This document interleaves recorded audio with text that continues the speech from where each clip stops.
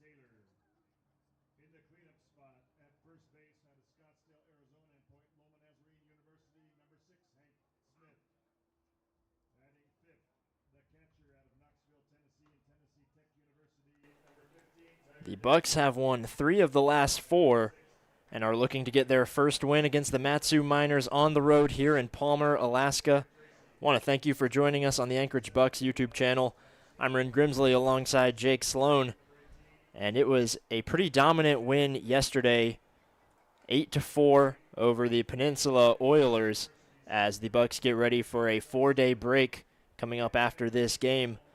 Jake, what went well in yesterday's game that were able to get the Bucs over the top? Yeah, it was honestly the most complete game that the Bucs have played this season so far. They got great production out of their bullpen after the start from Jonah Fragus. He only went 3 innings. And Luke McLeod came in relief. Carl Colavecchio came in relief. There was several arms that came in out of the bullpen and were very serviceable, able to keep the opposing offense, which was the Peninsula Oilers, to just 2 runs, and that played a huge part in them allowing to maintain a lead throughout pretty much the entire game. They had those 3 runs at the bottom of the 8th that really sealed the deal, and I think it just came down to total production out of their batting order. It started at the top with Camden Lanfear, who had 3 doubles and a 4 RBI day. He was our player of the game for good reason, but he also had some competition with the 9-hole hitter, Andrew Sheffield, who hit his 2nd home run in as many games. And from top to bottom, the batting order just really showed how dangerous they can be. Well, these two teams played just 2 days ago. There are some similarities in the lineup and some differences in the lineups for both teams. Jake, why don't you get us started with the lineups? Yeah, absolutely. So, starting with the road team, your Anchorage Bucs. Batting leadoff will be Camden Lanfear. Second will be Andrew Raymond before Luke Taylor follows him up. In the cleanup spot will be Hank Smith at first base. Ty Denton, the catcher, is batting 5th. Taylor Tracy remains in the lineup. He'll be in left field, slides down to that 6th spot. And then Finn Leach batting 7th over at second base. AJ Garcia, the center fielder, batting 8th. And then rounding out the order will be third baseman Andrew Sheffield, making his 2nd consecutive start on the hot corner. Like I said, back-to-back games with a home run. He's been hot so far. And starting on the mound will be John Carlson. He's been able to separate himself as one of the top arms in this pitching staff and has made several starts already and has shown why he deserves to be in that starting spot. So that is the starting lineup for the Bucs. And then on the other side for the home team, the Mat-Su Miners, batting leadoff will be the shortstop Austin Park. Behind him, Matt Blind, the center fielder. And batting designated hitter today and third will be Hazen Inoa. Batting cleanup, the third baseman Diesel Toth. Right behind him, Jackson Babcock in right field, and then Canyon Millar, not Cash Millar, the first baseman, batting 6th. Will Millard, the catcher, is batting 7th. That'll be fun for those two to go back-to-back before Will Godfrey, the second baseman, batting 8th, and then rounding it out will be Tyler Akers in left field. And we'll take it to the anthem.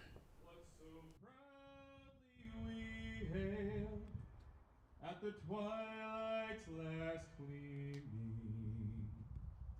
whose broad stripes and bright stars through the perilous fight o'er the ramparts we walked were so gallantly streaming, and the rocket's red glare, the bombs bursting in air, gave proof through the night that our flag was still there. Oh, say does that star-spangled banner yet wave?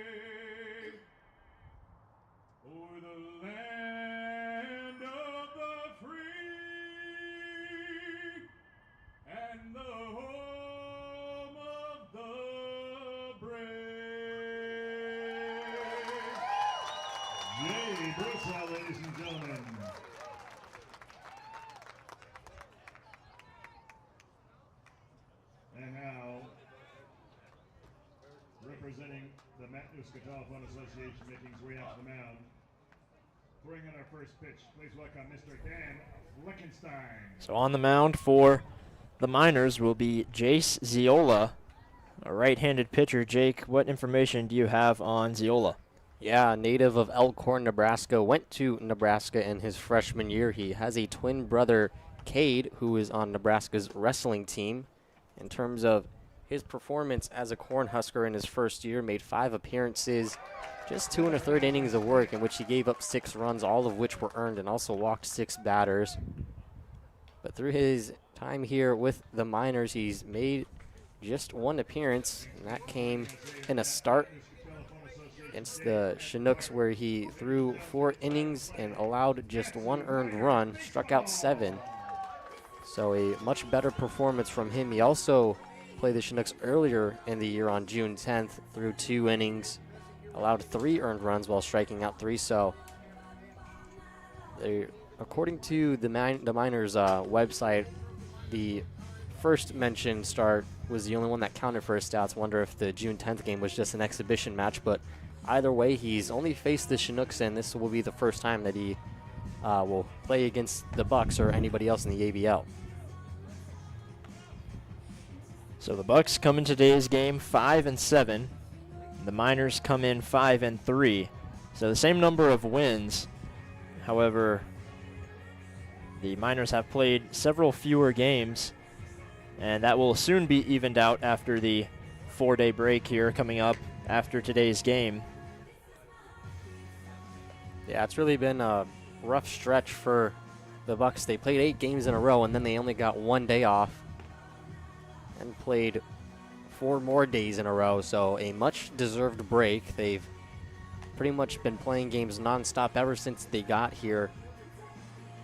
I know we'll enjoy the break, some of us going up north to one of the host family's cabins for some good old fishing and other outdoor activities, but either way, more importantly, the players will get to rest their bodies. They won't have practice or anything like that, so it'll be a good break to just kind of reset and head into the final month of the season. And they have another 8-game stretch in 8 days after that 4-day break. Only 2 more games after today that will be left in the month of June. So the season is really flying by here, as Camden Lanfear, the leadoff man for the Bucs, steps up to the plate. Lanfear was yesterday's player of the game. He had those 3 doubles that resulted in 4 runs crossing the plate, 2 of them which came in the 8th inning, and that really kind of sealed the win for the Bucs. So we are a go here in Palmer, Alaska, as Ziola's first pitch finds its way in the zone for strike 1.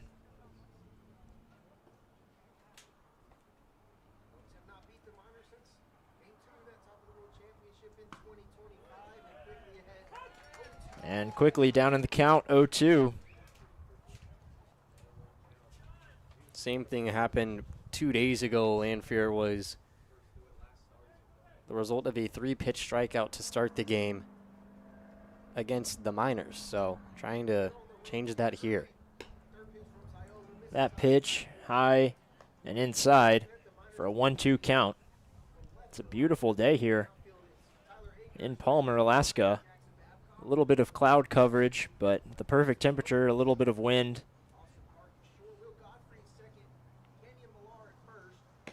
Outside, 2-2. Lanfear's doing a good job to work his way right back into the count after falling behind 0-2. Still yet to take a swing. Still has that 2-pitch approach. Swings and misses, goes down for strike 3. If it makes anyone feel any better, Lanfear did pop out for his first at-bat yesterday before having 3 doubles and 4 RBIs, and he also struck out in the 7th. So even on your best days, you still go down, as Drew Raymond now up to bat. Takes the first pitch high for ball 1. Yeah, and obviously you always want the leadoff man to reach, but the Bucs have shown plenty of times throughout the first couple weeks of the season that they can put rallies together in a hurry no matter how many outs there are. Raymond sends one up in the air into foul territory, into the gravel over right in front of the fence that separates the field from the fans, but will not be caught for an out. Yeah, almost a great play made by the Miners' third baseman, Diesel Toth. Had to go quite a ways for that one, but just wasn't able to come up with the catch.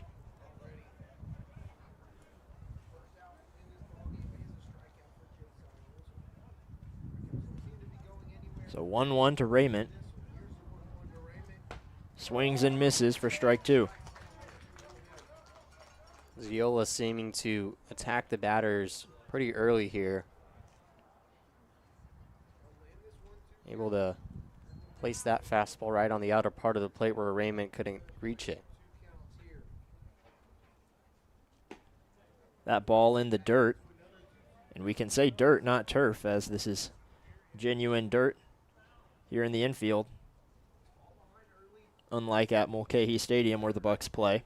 Yeah, it seems to be half and half. Two fields have grass, and then the other two are turf on the infield and grass in the outfield. This and the Oilers field up in Kenai with pure grass, and Mulcahy Stadium where two teams play, as well as the Chinook Stadium, have the turf infield. Swing and miss for the second strikeout from Ziola.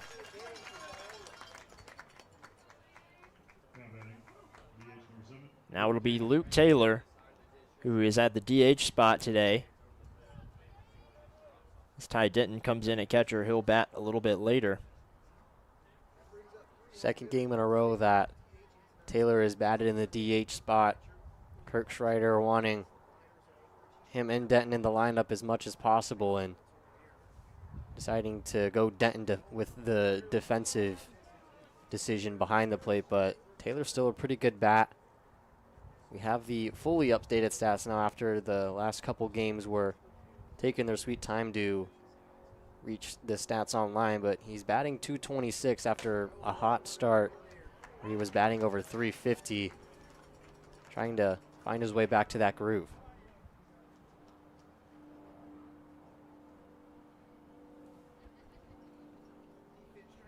A 1-1 count to Taylor. He tips foul back. And down to the last strike here in the top of the first inning.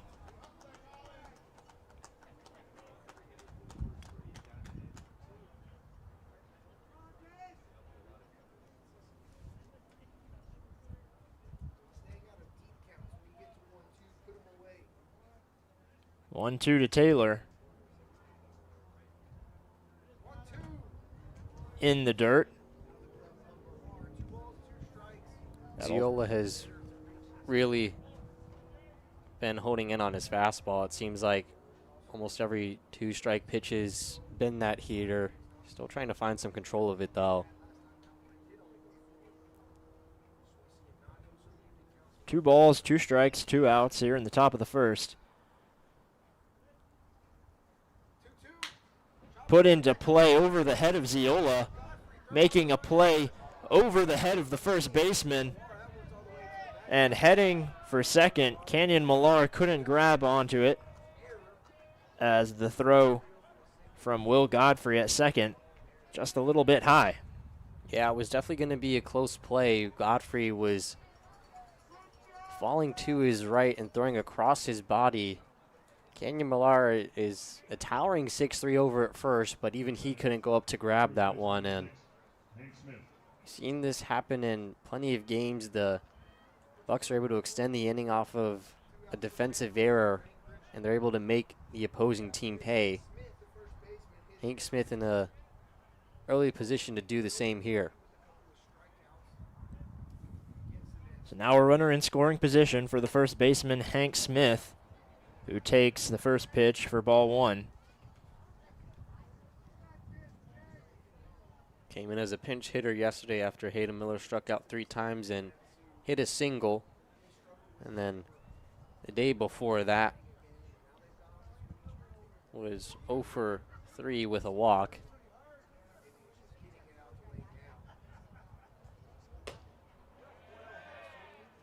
They're going to appeal and say he went around on the check swing. That puts the count at 1-1. Only a 2 umpire crew today. The other umpire standing over at second in case there is a close play at either base.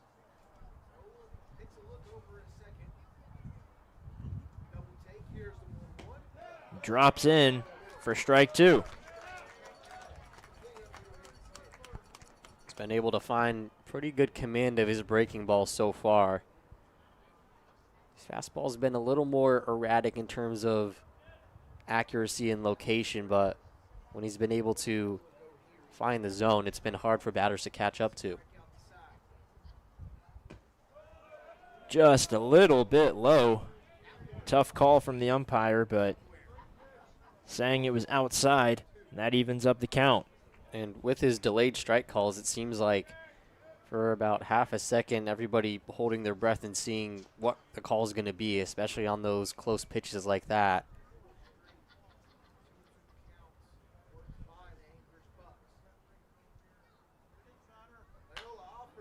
Sent foul and out of play for anyone. This stadium surrounded by woods, so likely lose several balls a game into the trees.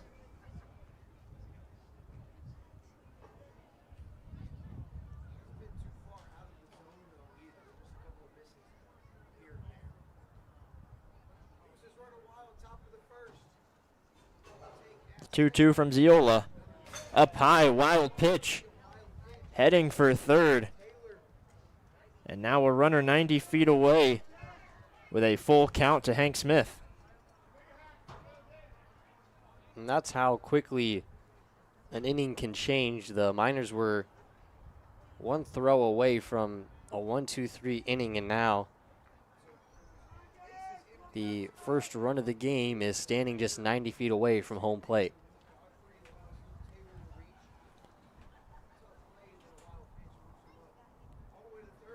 The payoff pitch with 2 outs. Inside, Hank Smith heads over to first, and there are runners at the corners. Great job by Smith to battle back. Was close to striking out for the 9th time this season, but he stands in there and forces Ziola to find the strike zone, which he can't.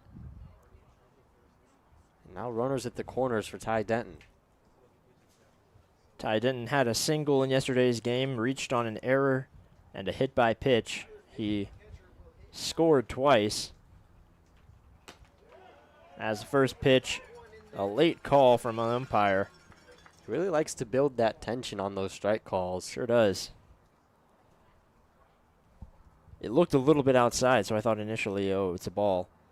And then hand went up for strike 1.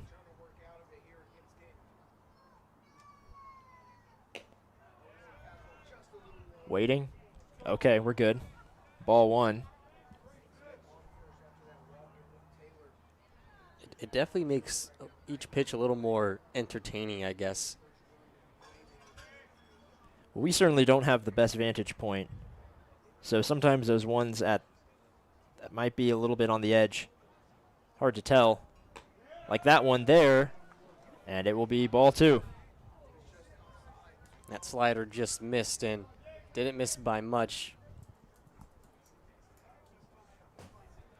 Ziola just trying to find how far he can stretch the zone on those corners. It's kind of what both pitches will do for throughout the first inning or two. Denton fouls back, hits the roof right above our heads.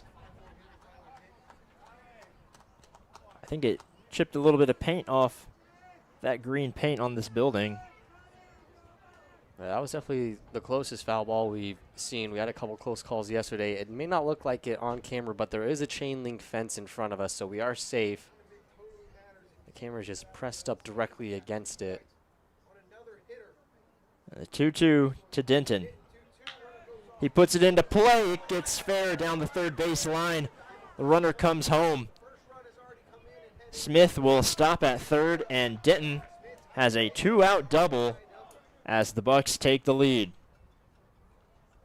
That is about as close as it gets over there at first. The Bucs third base coach, Kirk Schreider, who was acting as the third base umpire, pointing that it was fair. Luckily, the umpire agreed with him, but you wonder if that helped the umpire make his decision or if he was able to see cleanly. But either way, a great piece of hitting by Ty Denton. And like I said before, that's how quickly an inning can change. 1 minute you think it's a routine grounder that will send the Bucs down in order, and now all of a sudden they have a run on their board and 2 more runners in scoring position. Maybe not be the worst idea for the mound visit here, just to try to settle the nerves of Ziola. That's now a 4-game hit streak for Ty Denton. He did not play on the 22nd, so I guess technically not 4 games in a row, but 4 games that Denton has played in where they hit.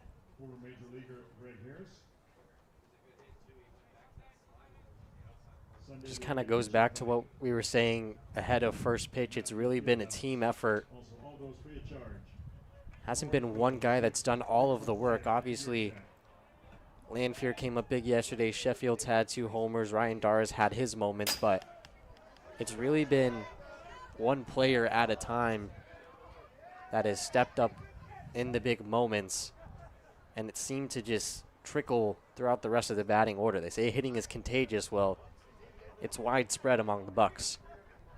We'll see what Taylor Tracy can do as he fouls the first pitch back for strike 1.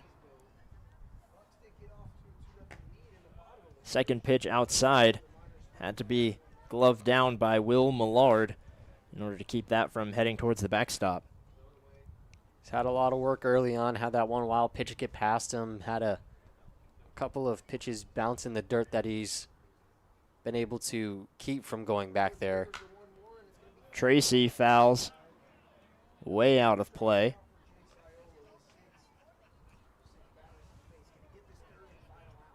It seems like Ziola's gotten to that second strike in every at-bat, just hasn't been able to get the deal done after the first 2 batters. Yeah, the Bucs have just been protecting the zone very well, and when they've been able to barrel one up, it's been hit pretty well.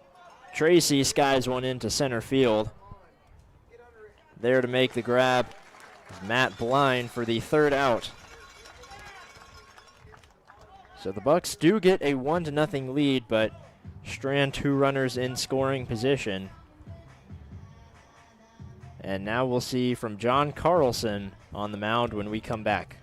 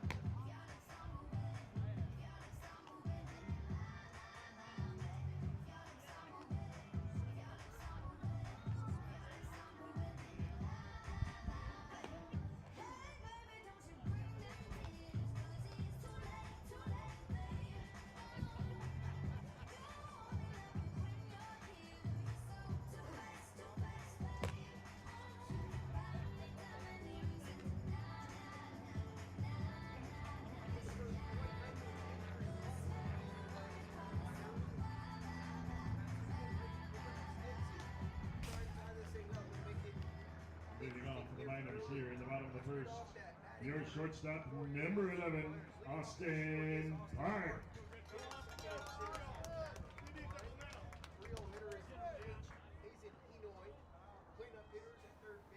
Back here with a 1-0 ball game as we see the first of the Miners offense starting here with Austin Park, the shortstop.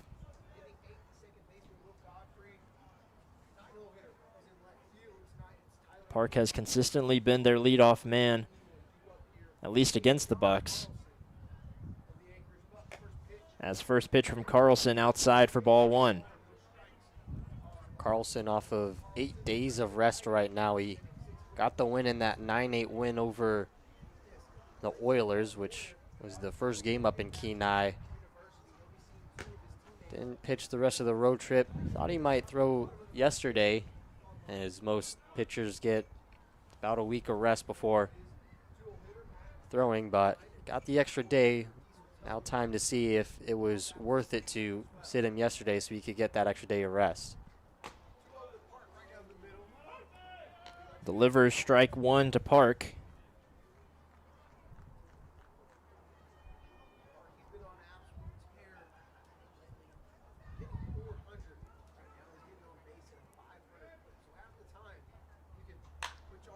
Put into play into right field. Raymond under it for out number 1.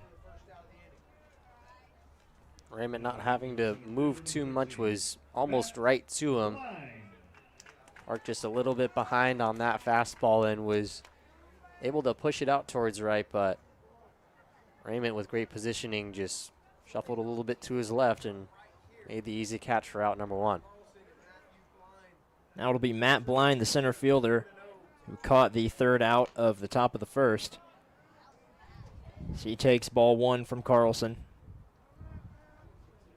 Got a Cal Baptist matchup here. Mike Carlson just finished up his freshman year there where he played in 21 games and only registered 3 hits. Struck out 7 times. I wonder who that gives the advantage to, because Blind knows what Carlson is best at, but Carlson knows the same about Blind. That's where all the fall ball matchups really kind of shine. Both guys knowing the other's tendencies. I'm sure Carlson would love to try to strike him out. After the first 3 pitches in or outside for balls, able to deliver a 3-0 for strike 1.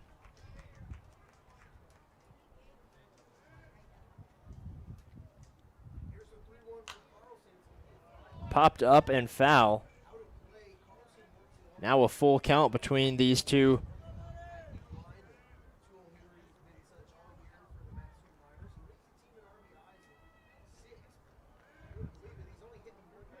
Certainly get some bragging rights, though.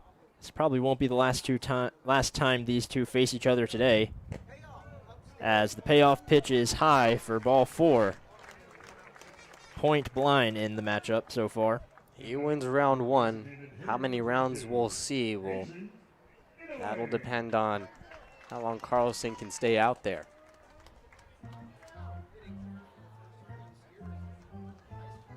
Now it'll be the DH, both designated hitters batting in the 3rd spot today for both teams. It's Hazen Inoue. And both DHs also play catcher. A strike 1 to Inoue. Inoue just graduated from Kaiser High School in Honolulu. He's committed to Cal Poly. Like he said, he plays catcher. He's been behind the dish multiple times when these two teams have faced off, and for good reason. He has a pop time of 1.94 seconds. Pair that with pretty solid arm of his at 6'1" and 180 pounds. There's a lot of very good catchers on the defensive side in this league. And coming out of high school, I mean, he still has a lot of time to grow and get even better once he hits college ball. I'm sure the coaches up there will help make him even better of a player. So 1-1. Hit foul. And out of play. And Cal Poly's had some pretty successful years. It advanced to the regional final in Oregon last year, made another regional this year, back-to-back postseason appearances. Inola trying to help make it 3 next year. Don't know what their catching situation looks like, but I'm sure he'll give a pretty good competition to whoever else is up there.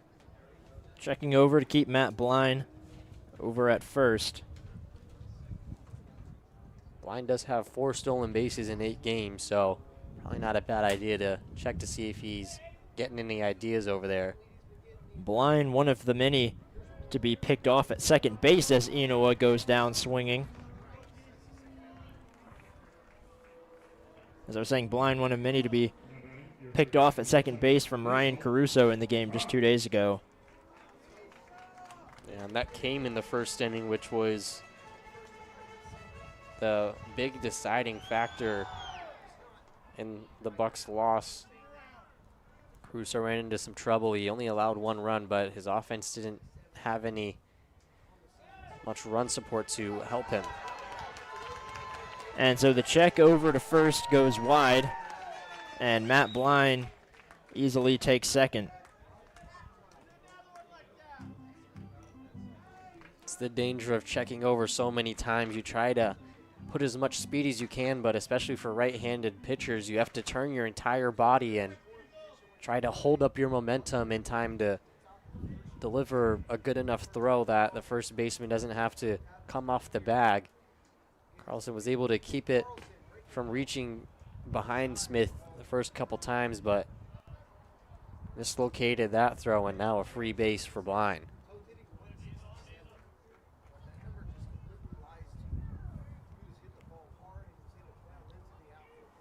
So Diesel Toth, the third baseman, up at the plate.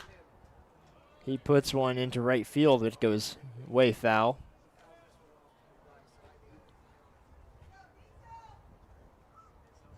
Toth had a single and a hit by pitch 2 days ago. He came around to score both times. So when he's on base, he puts some pressure on opposing pitchers. Carlson trying to avoid extending this inning.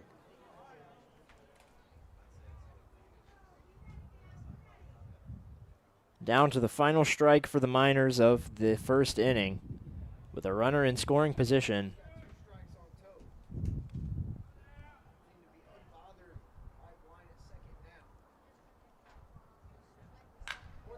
Put into play, drops right in front of Ryan Dara, and he delivers in. Excuse me, that's Taylor Tracy in left field today. Luckily hit hard enough to keep the runner at third, but there are runners at the corners now as Jackson Babcock steps up to the plate. Kind of a similar situation that the Bucs were in the top of the first. And there allows Blind to advance to second. He's now just 90 feet away from tying this game up. Carlson with some early pressure, trying to keep his ball club ahead.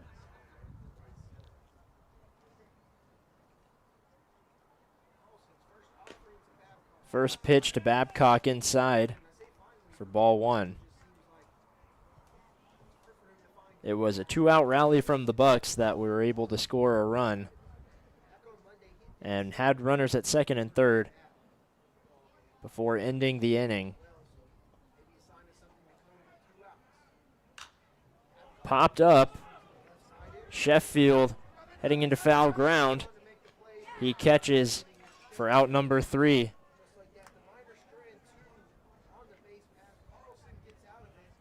The Bucs escape the inning without giving up any runs as they hold on to a 1-0 lead, and we'll be back in the top of the second with Finn Leach when we come back.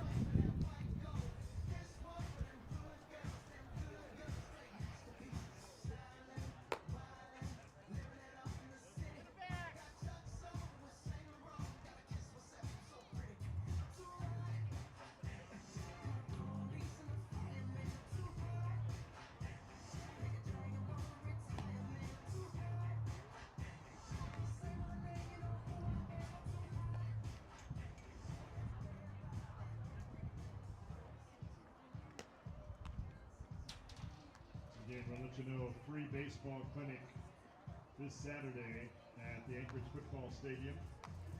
10 o'clock. 10 o'clock, 2 sessions, 10 o'clock and then 1 o'clock, 2 sessions. Also a free pitching clinic Sunday, 11 o'clock at the Mountain View Fieldhouse. Sponsored by former Major Leaguer Greg Harris.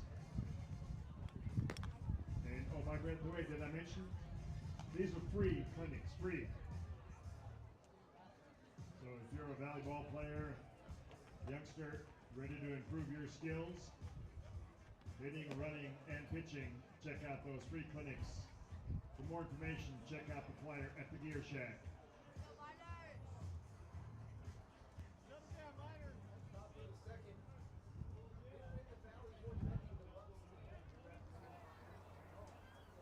So it will be Finn Leach who steps up to the plate here in the second inning as Jace Ziola still on the mound for the Miners. Leach had 2 singles yesterday and an RBI. Looking to get more work done here today as he takes ball 1.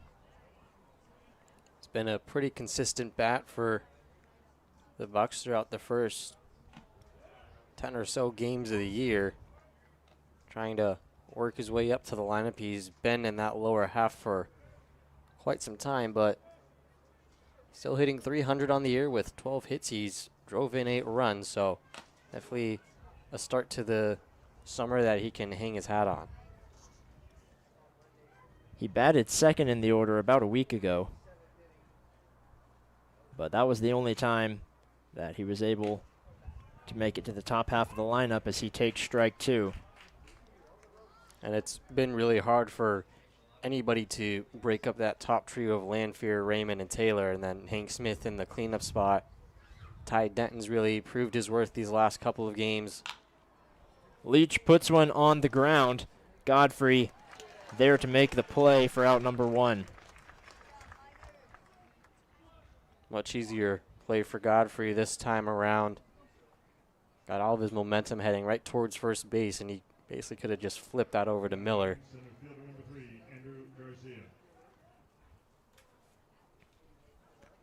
Now AJ Garcia, who has seen some success at the plate as of late.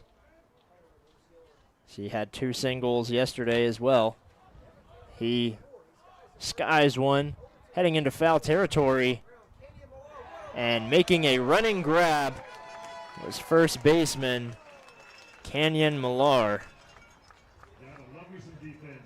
And he had to go a long way for that one. We talked about it before we went on the air that the dimensions of this stadium or this field seem a bit bigger, and it's because there's a lot more ground available in foul territory. Usually the fence is a little bit closer, but the Miners able to benefit from having plenty of space to make that grab. Andrew Sheffield, who has moved into third base the past 2 games, comes up to the plate and takes the first 2 pitches for ball 1 and 2. And you know what? Every single game he started so far, he's hit a home run. So I think him at the hot corner is doing something that's right. He has sent 2 the past 2 games over the left field wall.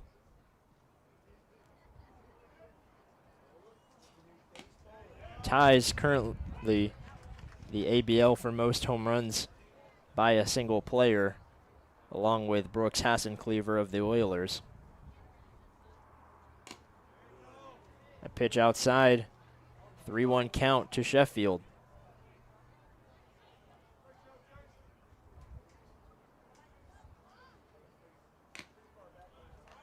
And Sheffield takes a walk. And the Bucs have another base runner with 2 outs. They've had plenty of 2-out rallies the last couple of games, especially with the top of the order coming back up. Could easily see another one of those here. Camden Lanfear up to bat. back to the top of the lineup. He takes first pitch way outside for ball one.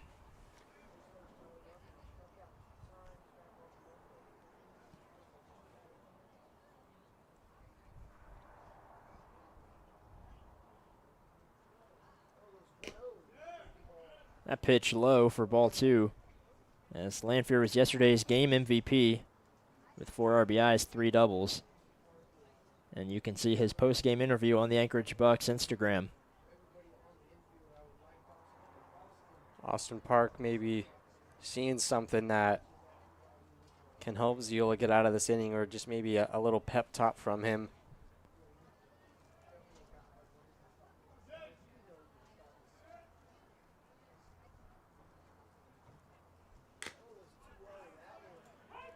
Whatever Park said must have been effective, as Ziola gets one in for strike one. He's really trying to find command of that breaking ball like he was able to in the first. Hasn't had the same type of stuff on it in this second inning, but if he's able to pair that well with his fastball, we could see him for quite some time on the mound. Lanphier trying to avoid that. The second straight 5-pitch walk from Ziola puts runners at first and second, with Drew Raymond coming up to bat. It's the second time in as many innings that the Bucs went from 2 out and nobody on to a pair of base runners, 1 in scoring position. Raymond trying to bring Sheffield home from second. Inside for ball one.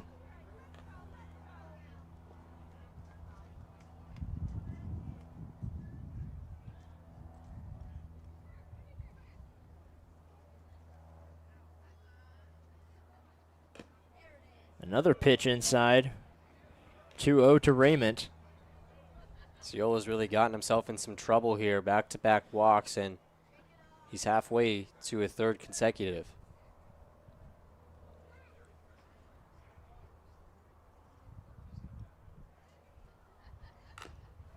Swings at that one, fouls straight back. And a 2-1 count to Raymond. Ziola just a little bit closer to the plate on that pitch. It was still a bit inside, but enough for Raymond to foul it off, just trying to protect the plate, which is exactly what the Bucs did the last inning, and they were able to get a run out of it.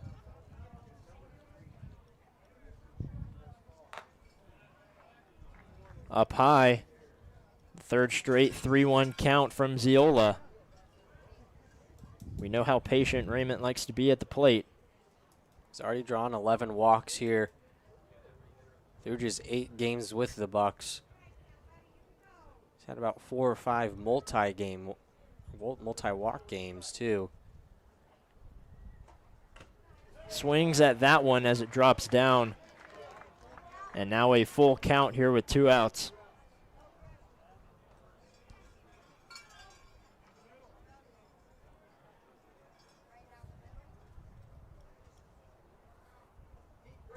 The runners go as Raymond pops straight up into the air. Diesel Toth making the grab for out number 3. So the Bucs strand 2 runners for the second straight inning. Your score still Bucs 1, Miners 0. It'll be Canyon Millar up to bat when we come back.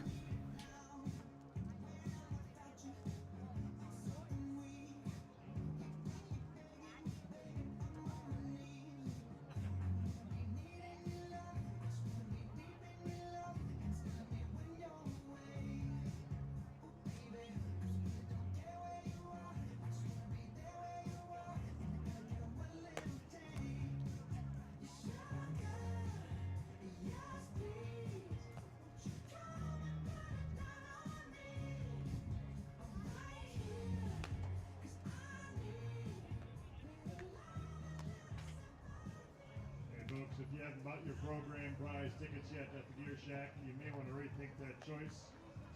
Not only do you get a nice gift from MTA, it also includes a $50 gift card from Perk Up. Get your caffeine on in the morning. Game program prize. Tickets available at the Gear Shack.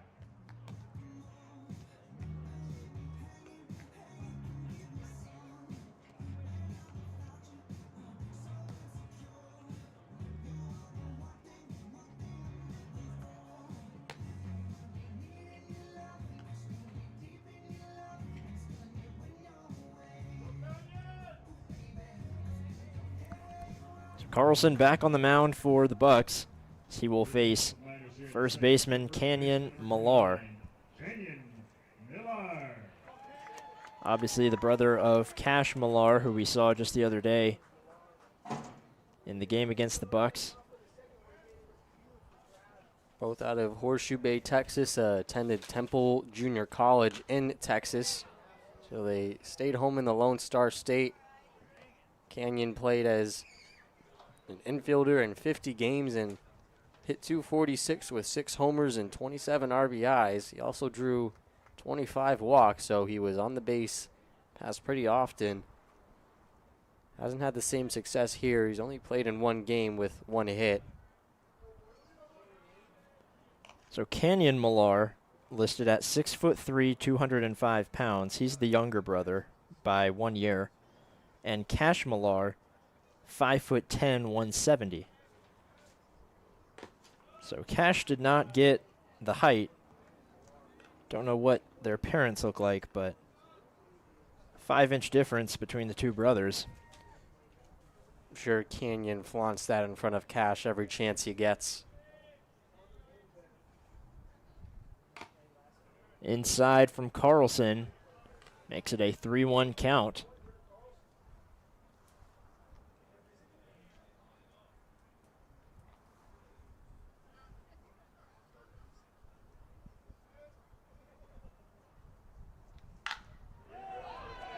Puts this one over the head of Smith and into play for a no-out single.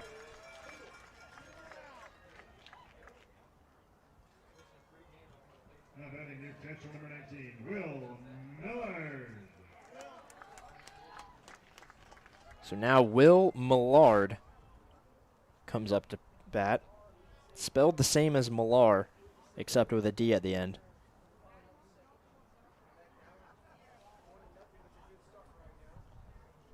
I'm sure we'll get tripped up on that at some point. Seems like we're bound to with how similar they are.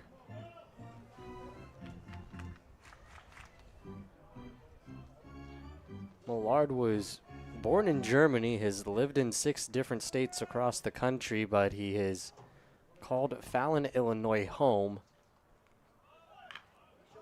Lays down a bunt that goes foul for strike 1. And with how far that bunt went, Hank Smith might have had an opportunity to throw over to second. Sure, if it was going to be a close play at all, he would just take the shore out at first, but it's only a single with nobody on. Miners just trying to take advantage of any base runner, I guess.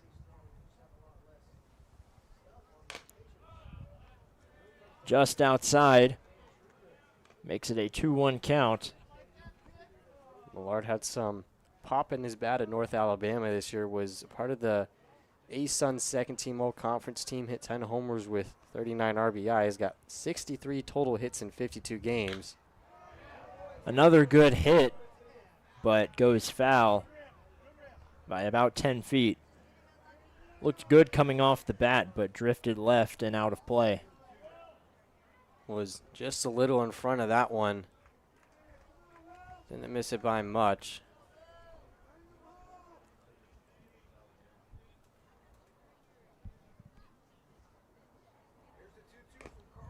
The 2-2 goes outside and runs the count full. Carlson's put 3 balls in the count now 3 times. He's hasn't been able to get in front too often. The payoff pitch sent directly back and foul.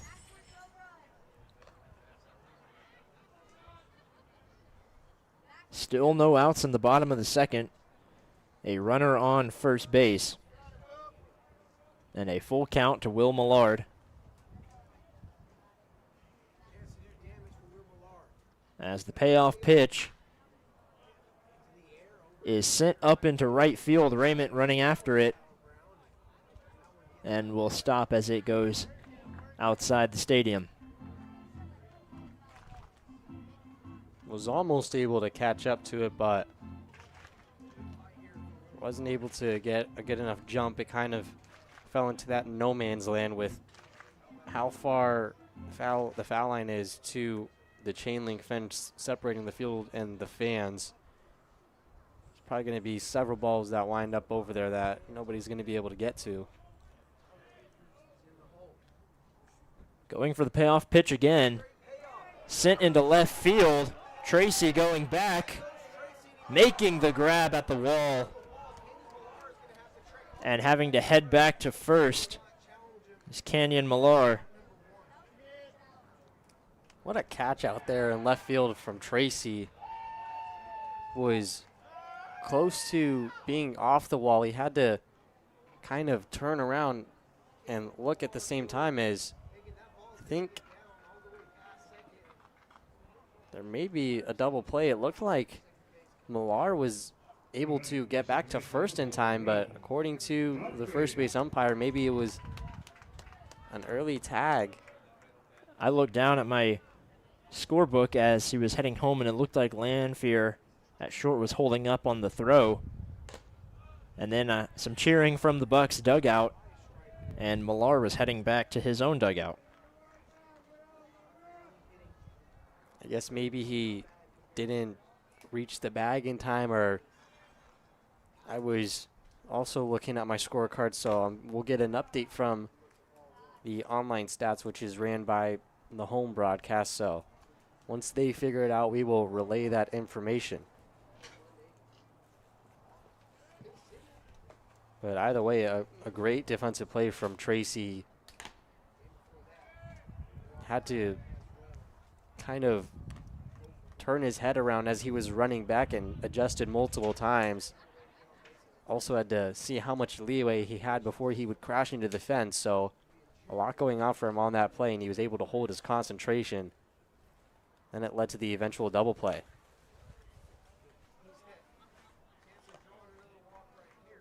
So as it scored, it was Millard that flew out and Millar that was called out on the double play. Now Will Godfrey, the second baseman, up at the plate. A 3-1 count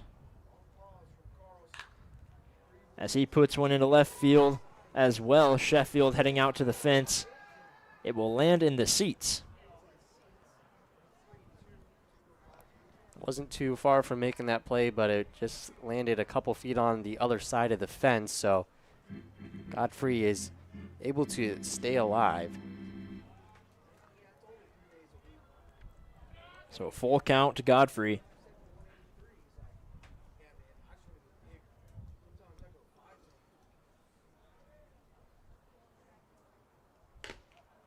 Payoff pitch inside. Godfrey will head to first base. And batting your left fielder, number 2, Tyler Akers.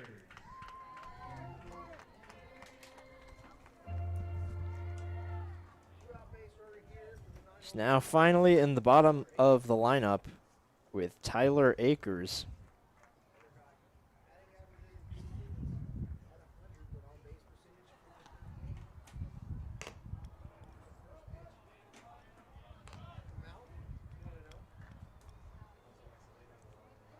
Takes a first pitch ball.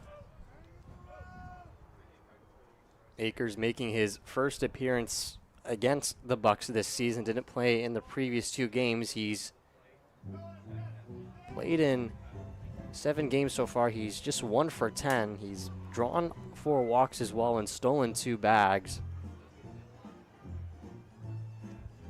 So it seems like the only 2 games he hasn't played in was against the Bucs, with the Miners only playing a handful of games less than the Bucs. He's played in 7, and the only 2 games he did not play in was, against the Bucs. Yeah, he was the one name I didn't recognize when filling out our scorebooks. Usually, looking at the coaches' lineup that they give us, you just get the last names, but at this point, we basically know everyone's first name. But Akers, the only one I had to look up, as well as Ziola, the pitcher, who we've not faced yet, but these only 4 other teams in the league, they start to get pretty familiar, and we're only a quarter of the way through the season. Tyler Akers, the left fielder, takes ball 2. And a lot of these pitches that are missing from Carlson have missed inside. Just trying to be able to establish that zone on the inside corner. Sent into center field. Garcia barely has to move for the 3rd out, as the Miners strand a runner at first. And we head to the top of the 3rd inning with Luke Taylor coming up to bat when we come back.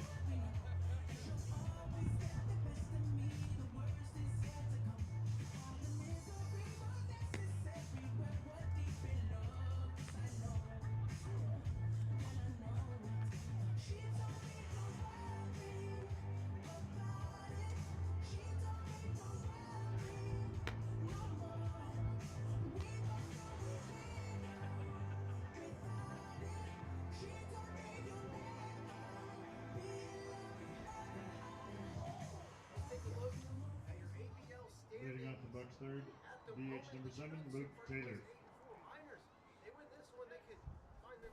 Luke Taylor up to bat, who reached first base on a hit, but a throw over the head of Millar allowed him to go over to second, then reached third, and then headed home. He's the only run to score across home plate so far. And that was that big 2-out rally in the top of the 1st that allowed him to do so.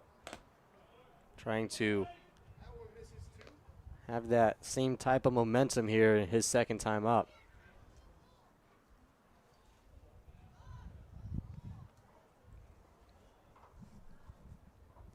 The 2-0 from Ziola. Inside, a 3-0 count to Luke Taylor.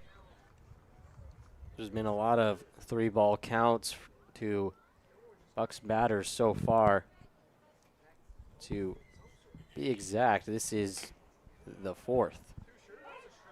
Able to put a fastball right down the middle for strike 1.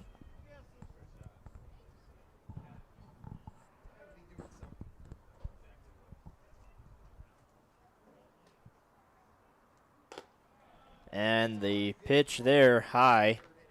And the 3rd 5-pitch walk from Jace Ziola puts Luke Taylor on first base here with no outs.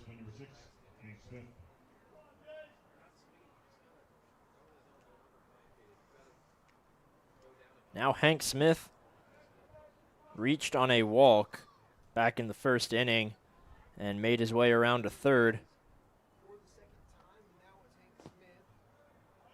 as he takes ball 1.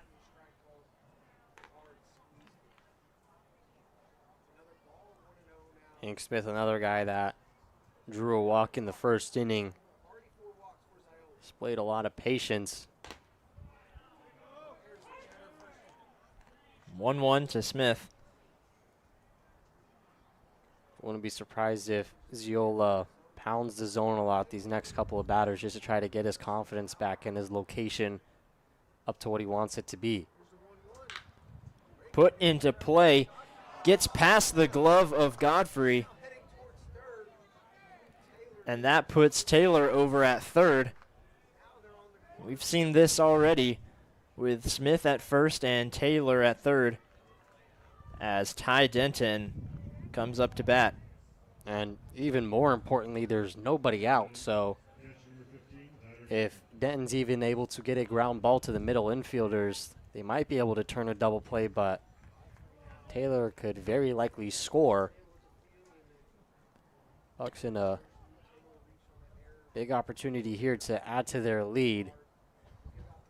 Denton had a double for an RBI back in the first. One of 2 Bucs players with a hit so far, as Smith there reaching on an error. The second error from Godfrey in today's game. That one, the ground ball just took a hop over his glove. He was able to get a decent part of it, but that may have been the worst case scenario because that gave Taylor plenty of time to advance to third. Sent foul for strike 1. Talked about the Mets today, had 6 errors in the game that they played today. And the Miners, through 2 innings, basically, are well on their way. And they don't have anybody up in their bullpen, at least. I think that's their bullpen in the dirt in foul territory. I see home plates, so I have reason to believe that's where the pitchers will warm up. It's dangerously close to the field and the play. It's a little old school bullpen with no walls surrounding it, right in front of the fans. There's a couple big league ballparks that still have that. Obviously, a lot of the older ones. I'm pretty sure Wrigley Field has that, if I'm not. I think they just, within the last few years, added a protected bullpen. But for a while, you're right, they did. I always remember that one clip of a foul ball being hit towards the pitchers, and they just remain motionless, sitting. They're used to it for sure. Big game of chicken over there. I'm sure that's plenty of fun until somebody gets hit. The 3-1 to Denton goes high, and it loads the bases here in the top of the 3rd inning.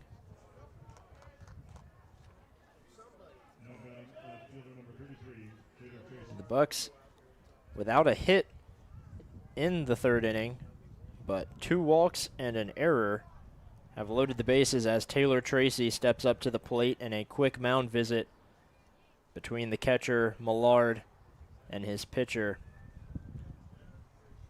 I guess now at the very least there's a force out at every plate for the Miners, but you never want to load the bases, especially with nobody out, and Tracy could really do some damage here with a very good at-bat, but he may not have to swing as both walks have come on 5 pitches, so the Bucs haven't really seen a whole lot over the plate in this 3rd inning.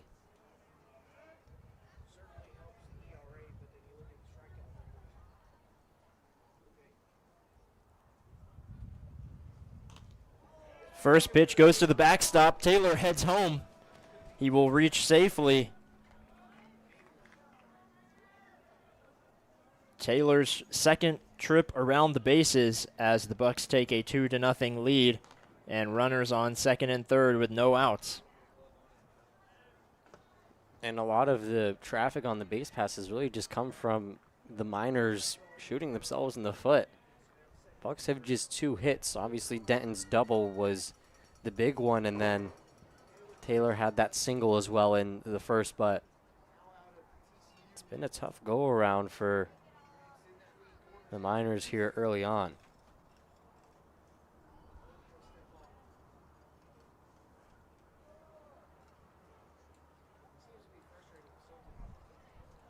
And that will warrant another mound visit. Still doesn't look like anybody's up and even stretching. There's a couple of arms over along the right field wall in foul territory for the Miners, but there doesn't seem to be any sense of urgency, so they're going with Ziola for at least this inning.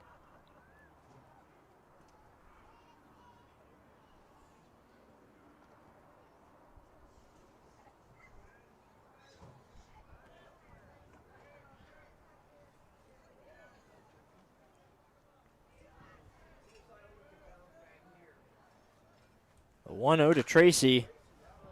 He sends one foul just over the heads of the crowd in right field. That will be strike one. Tracy didn't see a whole lot of action at the plate at Tennessee this year, trying to add to his game. And a hit by pitch will send Tracy to first base. The bases were not loaded after the wild pitch, so they are now. Once again, just an unforced mishap. Loads the bases for the Bucs, and we talked about Finn Leach trying to earn his way up higher in the batting order. Could really make a case with a big opportunity right here. The Miners in a tough situation here. Bases loaded, no outs. Inside pitch to Finn Leach. Right at his legs. We'll go for ball one. Leach likely to be very passive in this at-bat, just waiting for Ziola to give him something to hit. The last couple batters haven't seen much. Leach puts one foul.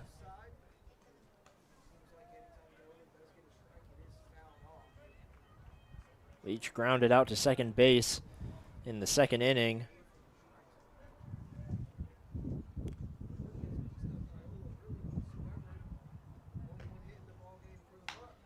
He puts a ball into play over to Godfrey, looking to get the double play, but will be held up as Austin Park gets the out at second but chooses not to throw it, and another run for the Bucs score. That's a pretty good scenario there. They only get one out at second. Leach is able to reach safely and played another run. Very solid at-bat done by him, and especially with how these next two guys have been swinging the bat. Definitely good that there's only one out. So A.J. Garcia steps up now. 2 runs scored here in the top of the third inning.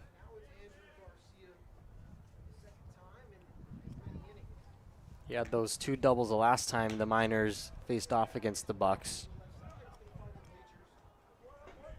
He fouls one into left field. He has that advantage being a left-handed hitter with a righty on the mound, is able to see it, the arm angle from a much more natural position, can get a better read on these pitches. He pops one up, no one making a play on it as it lands foul. He fouled out to the first baseman his first time up on the very first pitch that he saw, so he's just been a little bit behind on these throws from Ziola.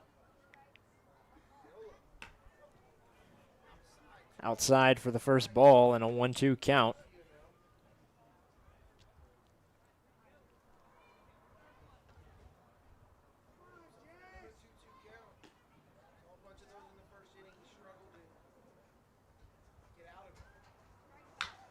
Garcia puts one into the outfield, caught for an out, and Denton will not tag up to head home. Might have been able to make it, but I think he thought Garcia's hit was going to get down and was heading home and then had to hold up. Yeah, he was a couple of steps off the bag when Babcock made the catch, so he had to retreat, and by that time Babcock was already loading up and was in shallow right field, so was more than likely that he would have gotten thrown out, but at least now he's able to keep the inning going, and one of the hottest batters of the Bucs lineup has a chance to extend the inning. Sheffield puts one into right field, and a diving catch from the right fielder. Jackson Babcock gets the third out.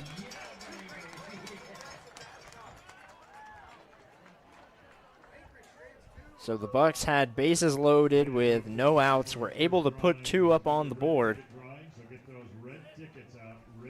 And the Bucs take a 3-0 lead. John Carlson returns to the mound when we come back. Here's your first one. 682, 1960. 682, 1960. Your other winner, 682, 1885. 682, 1885. Take those winning tickets to the Gear Shack right behind the main grandstand.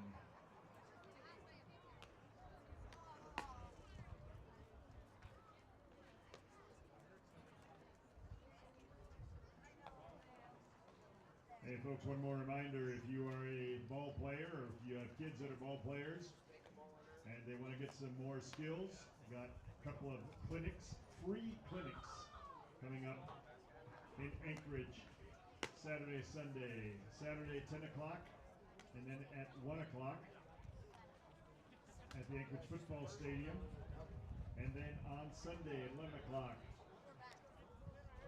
a free pitching clinic at the Mountain View Fieldhouse. That clinic will be an hour to an hour and a half long. Registration not required. Again, those clinics are all free. Did I mention they were free? So represent the Valley. Get out there.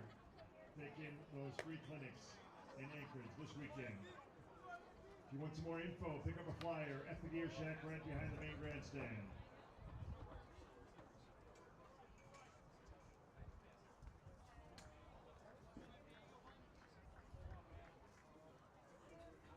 Leading off for the Miners here in the third, your shortstop, number 11, Austin.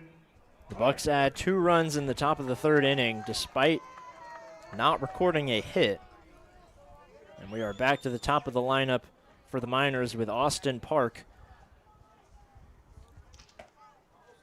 So he takes the inside pitch from Carlson for ball 1. And even after scoring 2 runs off and no hits, it still felt like there was some meat on the bone as they stranded runners on the corners.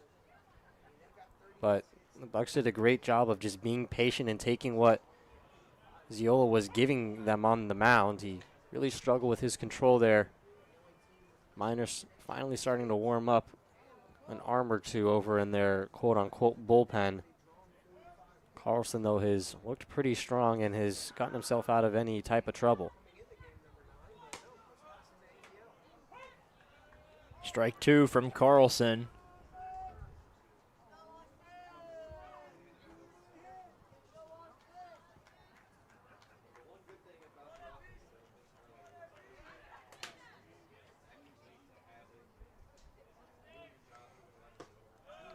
Able to get Park looking. And the second strikeout of the day for John Carlson. Yeah, just a great pitch there. A slider that stayed in the zone and hung around for quite some time. Just his second strikeout. He's gotten 9 on the year through 10 2/3 innings, so he's right around par for what he usually throws and how he gets his outs.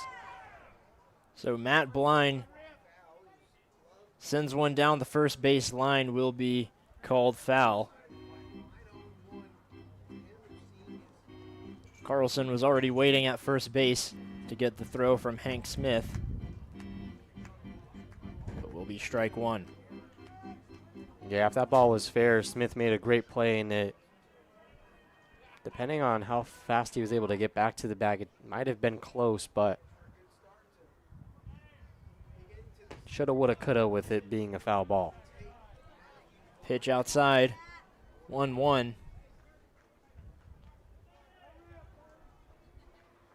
Matt Blind reached first on a walk in the first inning, and then the throw over to first base from Carlson trying to get the pickoff went wide, and he was able to head to second base and then a single from Toth put him at third, and that was as far as he would get in that inning.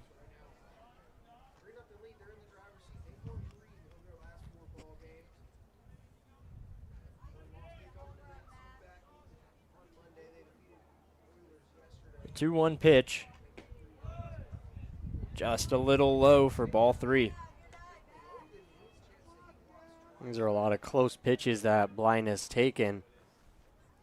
Being rewarded for it now, but Carlson's come close to being ahead in this count, trying to work his way back. Just misses on the inside as Matt Blind gets his second walk of the day. That's about the closest 5-pitch walk you'll see. A lot of those pitches were very close to clipping parts of the plate, but Blind able to generate a base runner the third time in as many innings that the Miners have had anybody aboard, but Carlson's been able to strand 3 and hang up a goose egg on the scoreboard thus far. The first pitch to Hazen Inoue goes high for ball 1.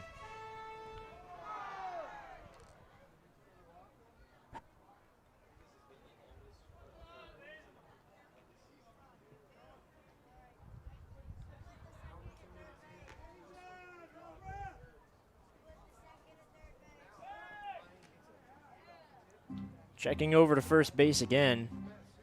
Might have taken a little velocity off of it on the throw that time, not wanting to give up another free base.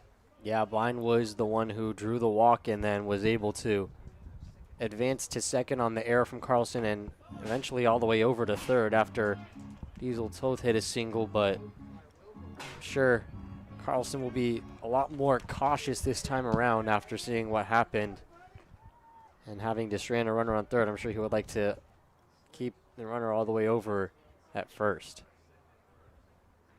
1-1 to Hazen Inoue. Pitch up high for the second ball. Even though Inoue has yet to play college ball, he's only a year or two behind most of the players in this league and has shown what he can do in high school ball. So Carlson being very cautious with how powerful he can be. Carlson missing the strike zone a little bit here in this inning as it's a 3-1 count.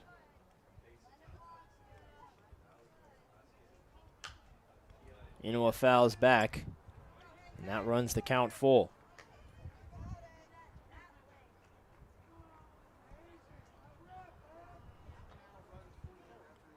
Carlson has not missed the strike zone by much on a lot of these balls. Just been trying to paint those outside corners. Try to do it here. The runner goes, but up high for ball 4. That puts runners at first and second with 1 out. Back-to-back at-bats that Carlson came close to sending back to the dugout, but they both reached by a walk. He's run into that issue a little bit throughout the year. In his 10 2/3 innings of work before, he's walked 6 total batters, so he's already walked 4 here today, trying to avoid giving up any more free passes. It's Diesel Toth up now as he takes the first ball from Carlson.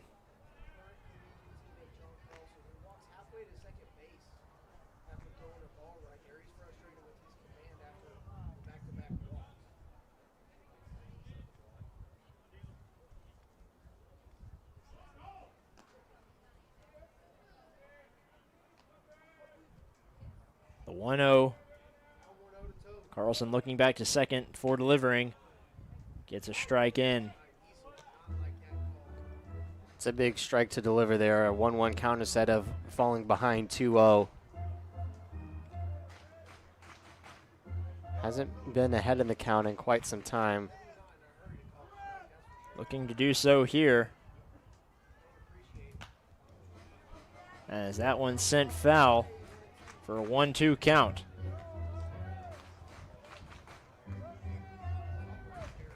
Toth had a single into left field that put Matt Blind at third.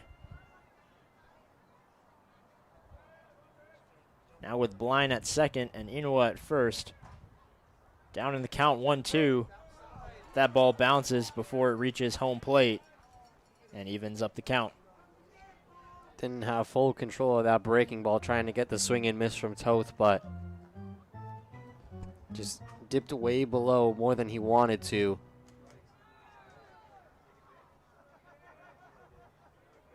Still has a chance to try to force another swing and miss out of the zone, but it's got to be well placed if he does so. Sent into left field. Tracy calls for it and gets under it for the second out. It's a great bounce back at bat for Carlson after was dealing with the strikeout, looking to lead things off, but back-to-back walks put some pressure on him. That one alleviating some of it, and now he's just 1 out away from getting out of this inning and another 0 on the scoreboard. Can get the force out at any bag as Jackson Babcock comes up to the plate. Babcock popped out to Sheffield at third, but the ball was in foul territory his last time up. The first pitch Babcock faces is up high. Babcock had those back-to-back plays in right field to keep the Bucs from tacking on any runs. Is trying to carve into that deficit with a good at-bat here. Second pitch up high as Carlson falls behind in the count once again.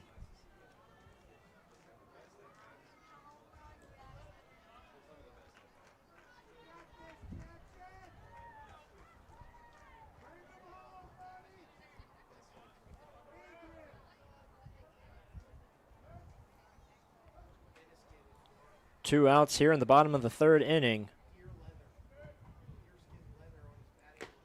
Swung on and missed. Looks like he tipped it into the glove of Denton for strike one. Babcock is also the teammate of Cade Burghardt over at the Colorado School of Mines. Just ended his sophomore year as a freshman. He hit for a cycle that included a grand slam to complete it. And then he followed that up with a 2026 season that saw him with 28 multi-hit games. So has a talented bat at the plate. Carlson respecting that a little bit here. 3-1 for Babcock.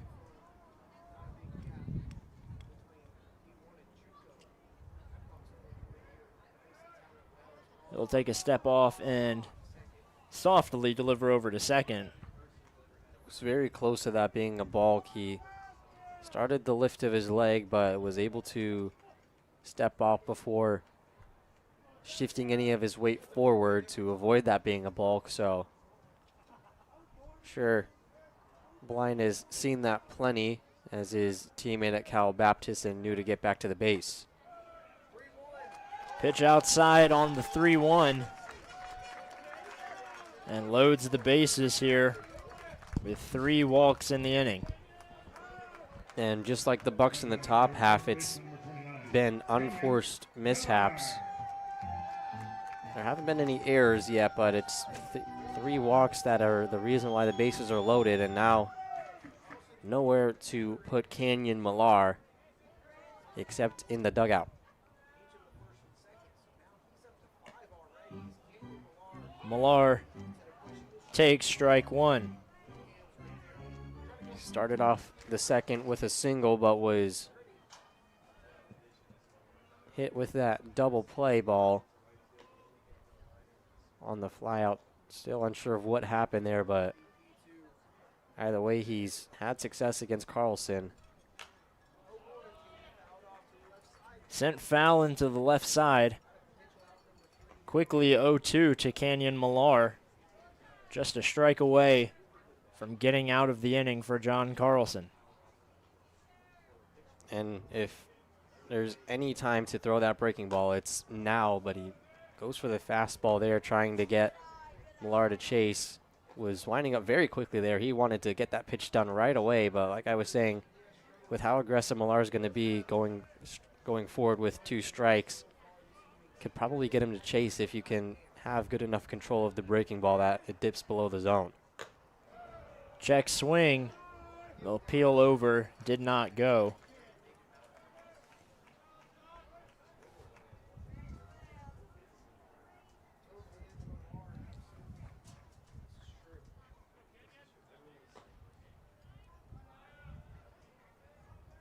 Two-two. In the dirt, runs the count full.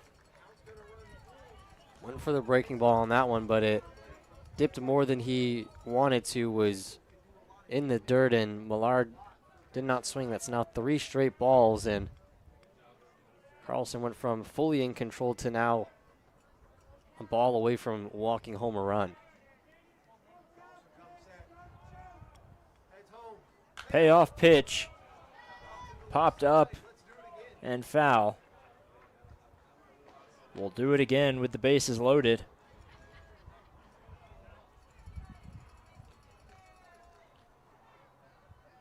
Some intensity here in the 3rd inning. The Bucs had 3 runners on. We're able to get 2 out of it. Now with 2 outs. Gets him looking. And the second strikeout looking of the inning, as the Miners strand 3 and the Bucs hold on to a 3-0 lead. So the Bucs will be back on offense, starting with the top of the lineup with Camden Lanphier here on the Anchorage Bucs YouTube channel.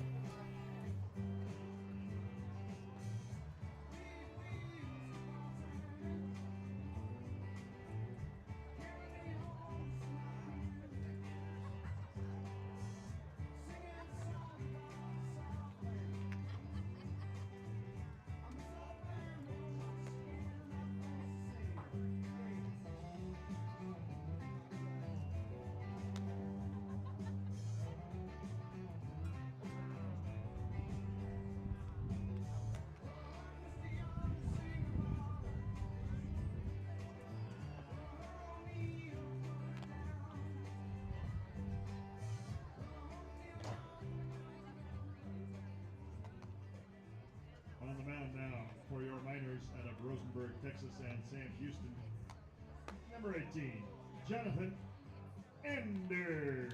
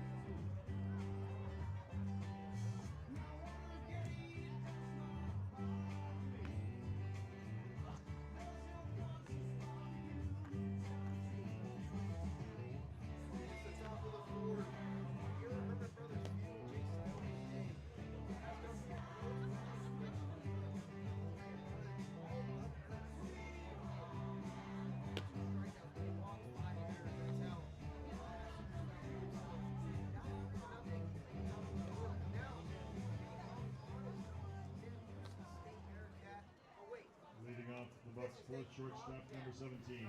So new pitcher in for the Miners. It's going to be number 18, Jonathan Enders, the left-handed pitcher. It goes to Sam Houston. So Ziola leaves the game after 3 innings pitched, giving up 2 hits, had 2 strikeouts, gave up 2 walks, and 3 runs. However, none of them earned, as there were 2 errors on the board for the Miners that resulted in all 3 of those runs. He also gave up 4 walks, so not the day that he wants to remember, but Anders' pitch just sailed way over the glove. So a little bit of control issues for him. They'll look to dial those in as the Miners trying to find some consistency on the mound. The 1-1 to Camden Lanphier, the leadoff hitter for the Anchorage Bucs, as he takes ball 2.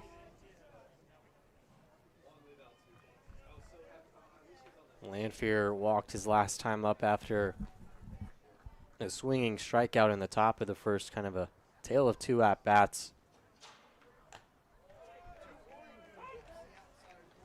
Nice frame job from Will Millard. He's able to get the second strike in. Anders appeared in 23 games for Sam Houston through 40 innings and only allowed 14 earned runs, so pretty solid junior year from him.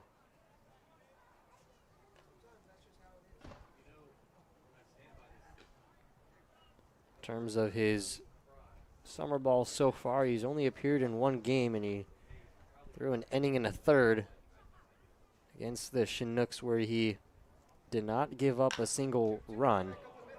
That pitch right back to Anders off his glove, and Lanphier will reach safely.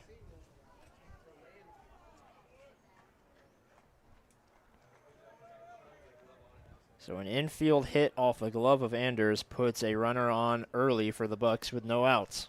He was very close to flashing the leather there for a flashy first out, but just hit off of the part of the glove that is not as reinforced as the rest of it. Dropped down perfectly in front of the shortstop, Boston Park, and gave Lanphier enough time. The runner goes way off to the side. I believe he was trying to throw to the second baseman, Will Godfrey, or maybe Godfrey just so happened to save him a little bit. That is a big mosquito that I just killed. Yeah, Austin Park covered second, but Will Godfrey, the second baseman, was at the right place at the right time. Otherwise, Lanphier could have easily taken third. That throw from Will Millard was about 5 feet to the right. Chopped over to Godfrey. Anders having to make it to first, just does in time. Advances the runner and gets the first out here in the top of the 4th. Yeah, obviously Raymond would have loved to reach base safely, but he's able to pull it over towards the right side of the infield, which gave Lanphier the green light to advance to third. So he does his job there, and another run just 90 feet away from crossing the plate. Luke Taylor, who has scored every time he's come up to the plate. He puts one in the infield, won't be able to make a play at home. So the runner scores as they get the out at first, and the Bucs take a 4-0 lead. Yeah, Park pumped his glove over towards home plate, but with how good of a leadoff that Lanphier got and how slow the chopper was toward him, he didn't have any play, so he had plenty of time with how close the infield was playing to throw over to first, and he made sure that the throw was going to be on target. The Bucs have put up runs in 3 of the 4 innings. There's 2 outs. Hank Smith now up to bat. He takes the first 2 pitches for a 2-0 count. Smith has also reached base safely both times, as he walked in the first and then reached on an error in the third. He came around to score that second run. He chops one, picked up by Canyon Millar, and tossed over for out number 3.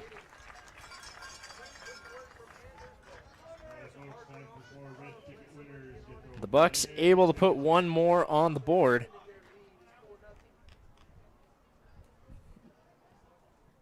Might be making a call to the bullpen here. We'll have more information on the new pitcher when we come back. 6-8-2-8-4-1. Your other winner, 68-21-648. 6-8, 2-1, 6-4-8. Take those winning tickets to the Gear Shack right behind the main grandstand.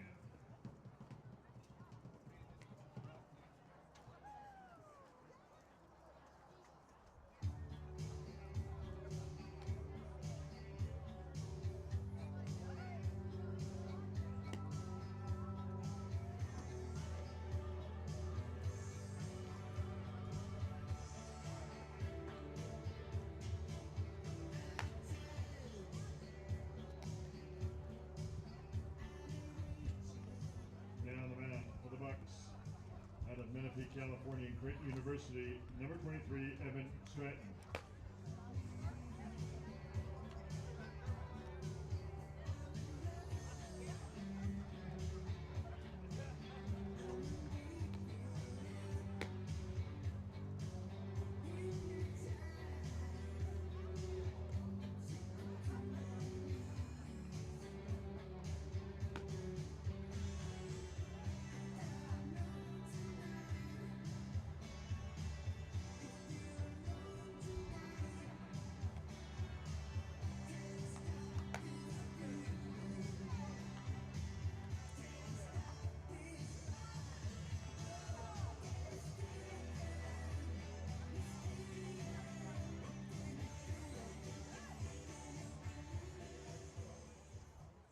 Leading off the fourth for your Miners, It will be new pitcher Evan Stratton on the mound for the Bucs as Carlson comes out of the game after 3 innings pitched, 0 runs given up, only 1 hit, as well as 3 strikeouts and 5 walks, which is kind of the bit of the wonky stat there. But the Miners did strand 6 on the base paths. Both teams have stranded 6 apiece, as the first pitch there to Will Millard goes to Sheffield, who makes an easy throw over to first for the first out. Yeah, pretty quick first out there. Good play by Sheffield. Evan Stratton on the mound. His first appearance of the season, he was dealing after striking out the first 2 batters in his first start and then proceeded to give up 5 runs off of 6 hits. But his second appearance and his second start was much better. Through 5 innings, only gave up 2 runs, one of those which was earned. That brought his ERA down tremendously. It now sits at 9. But he attacks batters, doesn't give up a whole lot of walks, did not walk anybody in that first start. And then in his second start, he did walk 4. But he is attacking batters early here. He already got that quick first out, and now he has yet to throw a ball. The 0-2 to Will Godfrey is sent over the head of Finn Leach, and a base hit.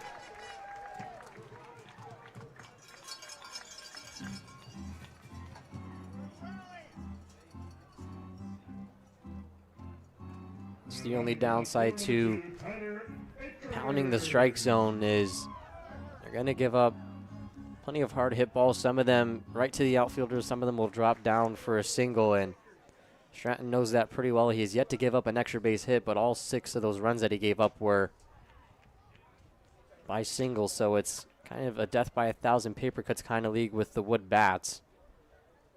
The only downside to pounding the strike zone as often as Stratton does. Akers lays down a bunt. It's going to stay fair. Sheffield sprinting over. Won't get the out at first, despite a valiant effort from the third baseman. The throw just a little bit late, and Smith having to come off the bag to make sure he was able to get the catch. Yeah, that was a tough play. It seemed like the only way Sheffield would be able to get an out is by barehanding that ball, but made the smart decision, didn't try to play hero ball there and make an insane play. Instead, plays it safe, and although the runner reaches safely, he keeps Godfrey at second. An error there would have very likely allowed Godfrey to take third. Another ball sent into right field. Raymond chasing after it. It's going to land foul.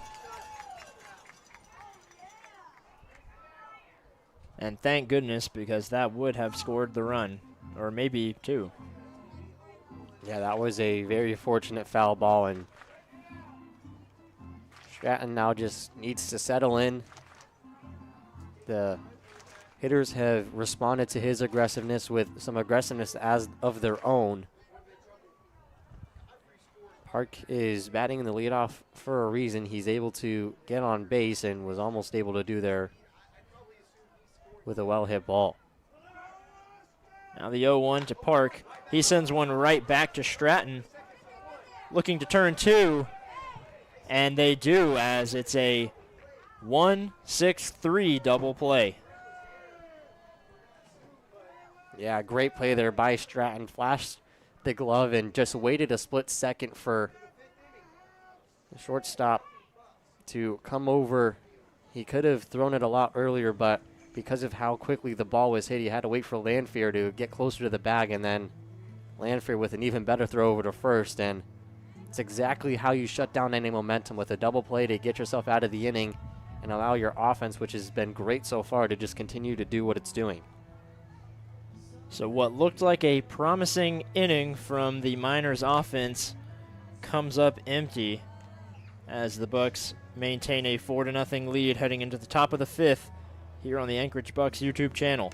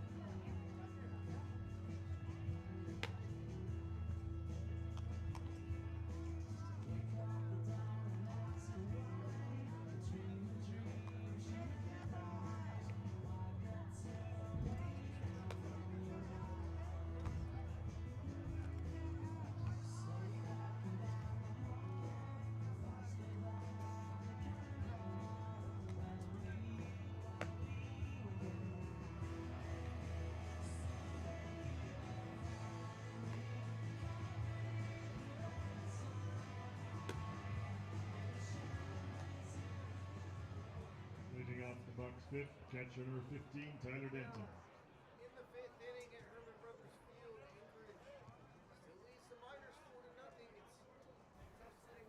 Anders back on the mound to face Ty Denton, who will lead things off here in the fifth inning. Denton has reached safely both times, once with a RBI double and once on a walk, as he takes strike one. He also has the only hit into the outfield. The Bucs have 3 hits, but two of those have been infield hits, and then Denton had that single down the left field line, which is the big difference right now. Second pitch to Denton goes outside. A 1-1 count.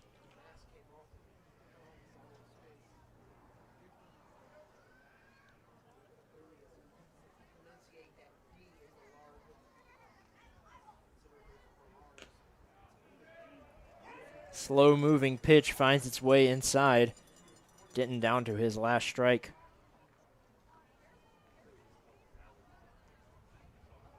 Anders has been a lot more controlled compared to his teammate who started the game, Ziola. He's been ahead in a lot of these counts. That pitch outside evens up at 2. Denton yet to swing in this at-bat. We mentioned earlier, on a 4-game hit streak in games that he has appeared in. As he puts one over to Godfrey at second, who throws over to first for out number 1. Was kind of shocked that Denton was able to make any contact with that pitch, as it was a breaking ball that had a lot of horizontal movement and just kept moving out of the zone, but Denton was just barely able to extend his arm. It just unfortunately went right to Godfrey.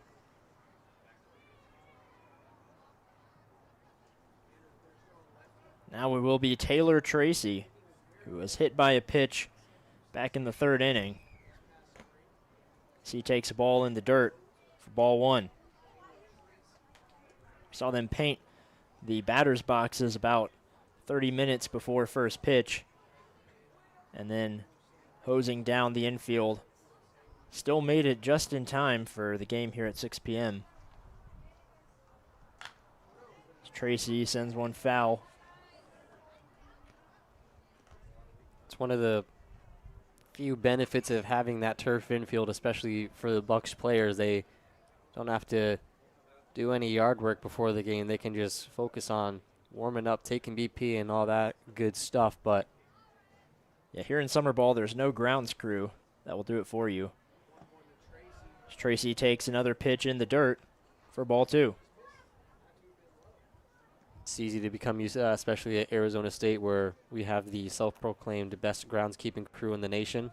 I don't know who judges that, but I will say our fields in football and baseball are well kept throughout the year, and they got that pretty nice cross design that a lot of dads out there try to do on their lawns with their mowers. The grounds crew at ASU does that to perfection. Do you mean where it's like boxes in the outfield? Exactly. Gotcha, Yeah. gotcha. I'm sure there's some. There's probably a term. There's for a it. specific name, and there's some groundskeeper that's screaming at us in the chat right now what it is. In the grass community, there's probably a name for it. 2-2 to Tracy. Chopped into the infield over to Cannon. We'll have to scoop and make a quick throw. And coming off the bag as Taylor reaches safely. Yeah, it was going to be a bang-bang play either way, but Tracy able to benefit from the slightly off-the-mark throw from Park to reach safely.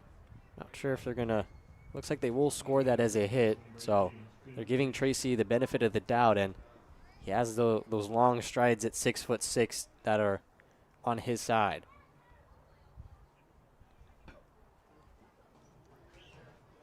Now it will be Finn Leach who will move to the right-handed batter's box, a switch hitter. Seen him primarily bat left-handed, as there primarily are right-handed pitchers. But now here with the lefty Anders on the mound, Leach heads over to the other side. Switch hitting seems like a kind of dying art in today's game. You used to see it all the time in the 2010s, but a lot of batters decided to focus on being an expert on one side of the bag instead of being able to switch to either side. Leach keeping it alive here. It's always good to see older kind of traditions in baseball to be kept alive. Obviously, there's a couple of guys in this league that don't have any batting gloves. That's another tradition that we've seen grow smaller and smaller. But it's the little things that like that some people can pick up on and make the game a little more enjoyable. And it's often things like that at this level, when guys are still trying to prove themselves, that can help you get playing time and see the field more often. They're checking over to Tracy for the second time.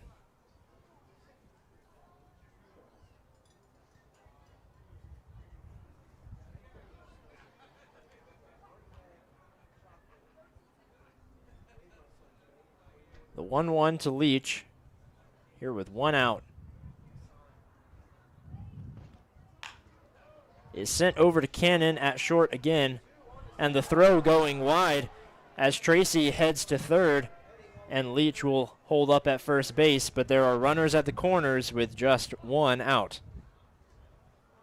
And again, just another routine play. It definitely would have been close over at second base, but Park just lifted it to the right too far for Will Godfrey to get his glove on, and definitely smart for Leach to stay over at first, as Godfrey was waiting over at second for a throw. But either way, runners at the corners once again, and we've seen what's happened before when the Bucs get in this situation.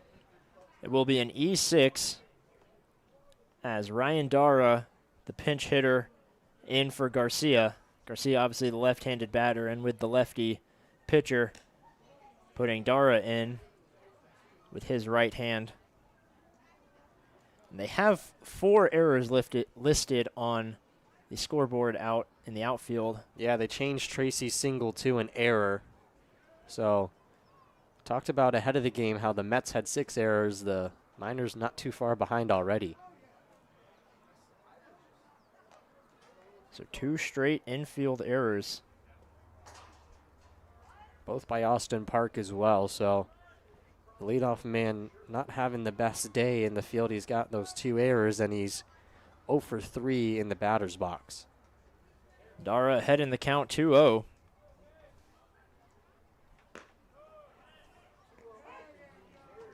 For taking strike 1. Dara has played in almost every game this season. He wasn't featured in yesterday's game. That was the first time all year he was not starting. Didn't start again today, but he is in there now as a pinch hitter. Dara lifts one into the outfield. Not able to get down. Leach has to head back to first, but Tracy scores. Tagging up and making it home. Extends this lead 5-0.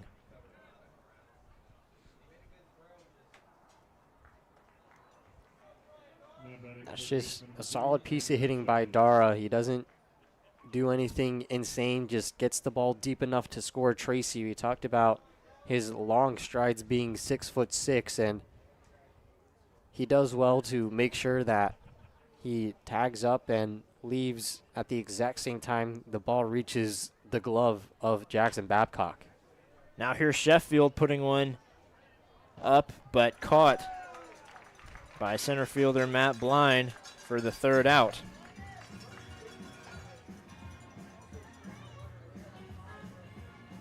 So the Bucs have scored a run in 4 of the 5 innings played so far.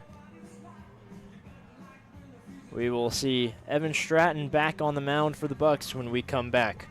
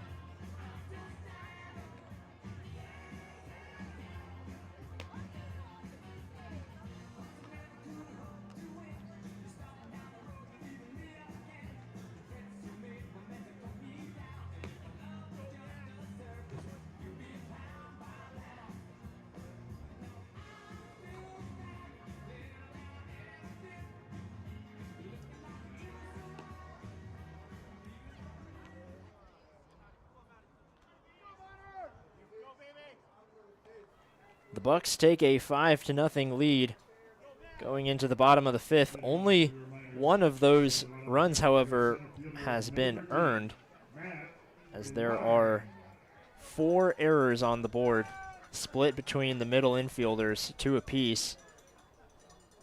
And I'm sure the Bucs would like to have much better at-bats, but it's hard to not be happy with just taking what the defense gives you, and in today's game, it's been a lot.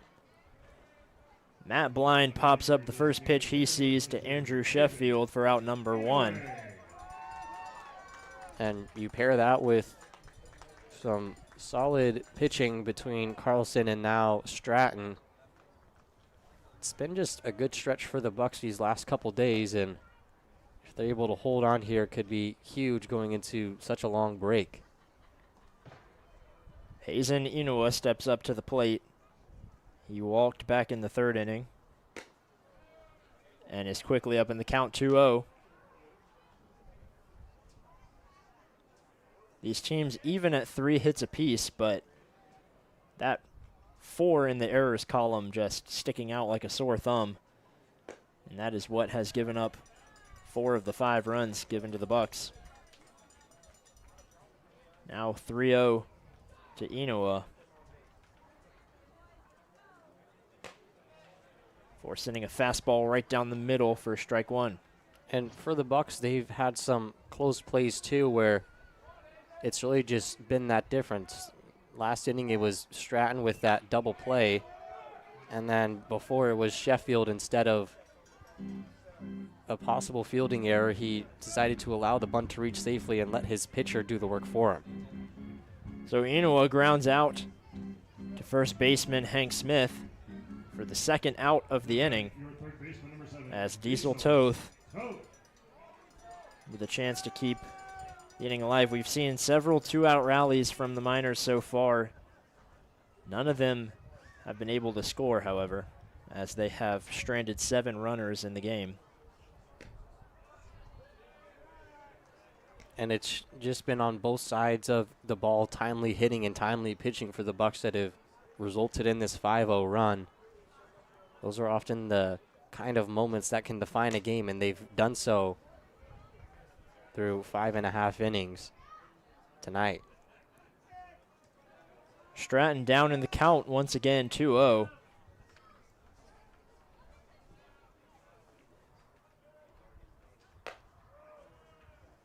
Just high.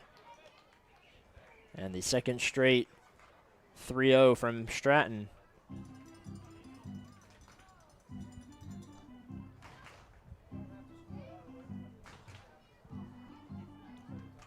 Clouds here moving over. Head has really cooled down the area as Stratton delivers a fastball for strike one. Yeah, I had to take off my really cool sunglasses. I was hoping maybe I'd get a little bit of a tan, as I can use every bit of it. A broken bat from Diesel Toth as he puts one foul. Literally just basically peeled off the outing of the bat like an apple. I can't remember the last time I saw a broken bat on a foul ball. That's definitely a rare sight, and usually broken bats are casual, kind of whatever, but here in summer ball, I don't think these guys brought too many bats up here with them, so each bat is very valuable. You want to make each last as long as possible, especially still being in college. It's not like the majors where you just have 5 bats at every single game of yours. The payoff pitch gets him looking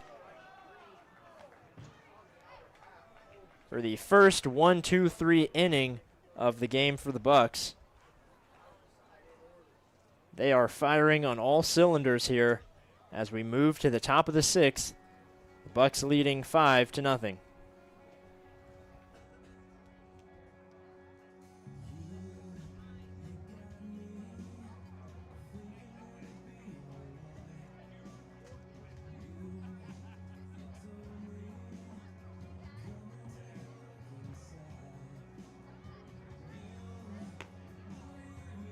Hey, folks, get those red tickets out.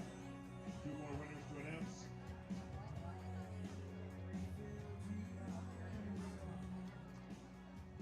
Red ticket winners. Your first ticket, 682-1826. 682-1826. Your other red ticket winner, 682-1633. 682-1633. Take those winning tickets to the gear shack behind the main grandstand.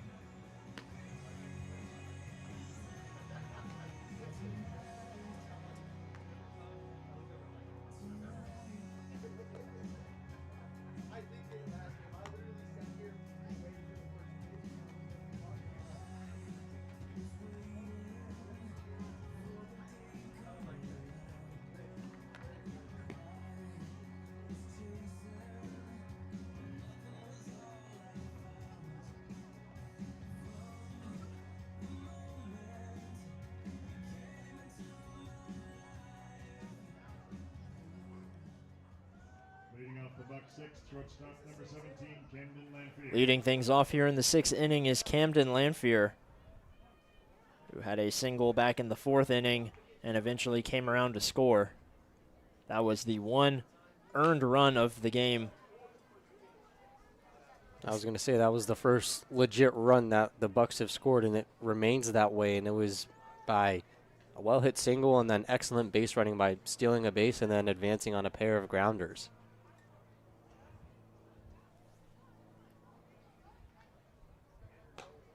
We're at the fourth time through the lineup as Lamphere takes a ball for a 1-1 count.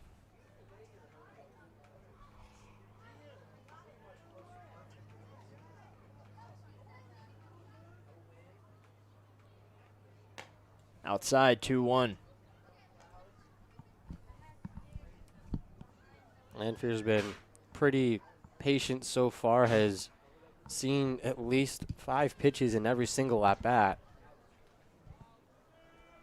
Has drawn a walk and single, but also struck out in that period, as he'll be guaranteed to see 5 pitches in 4 consecutive at-bats after taking that strike.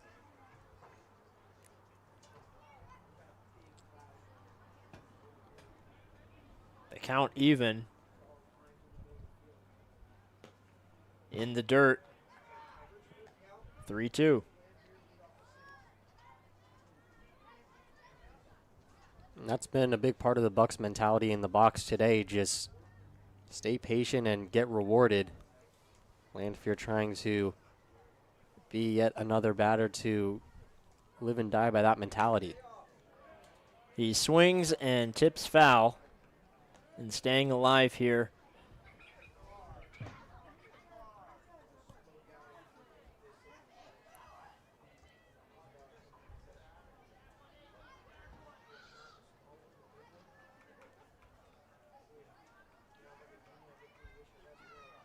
Payoff pitch, sent foul, and we'll do it again. Lamphere just protecting the plate, waiting for a pitch that he can get a good swing on. Almost got perfect swing on that one, but came up about half a second late. Payoff pitch once again. Gets Lamphere looking. So that will be the first strikeout here for Jonathan Anders since he came in the 4th inning. That was just a textbook backdoor slider. It started in almost the other batter's box and had enough horizontal movement to move across the plate just in time. Lamphere thought he saw it all the way through, and then it just broke in at the last second. Drew Raymond, the right fielder, takes ball 1 outside.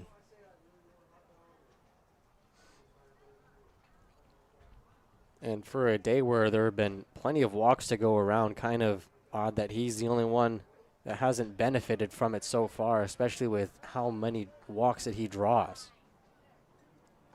He is one of the few in the lineup today to reach safely. He's the only one who started the game who hasn't, as A.J. Garcia came out of the game for Ryan Dara. He sends one directly back foul.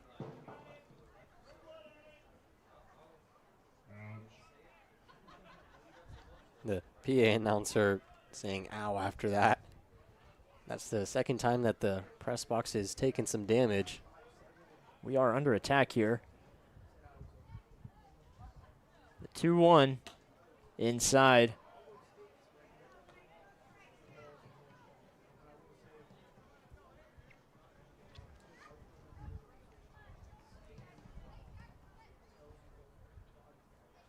This is much more like the at-bats we're used to seeing from Raymond. He takes ball 4. And that is another walk for Drew Raymond. The Bucs have had base runners in every inning thus far, and that trend continues here in the 6th inning.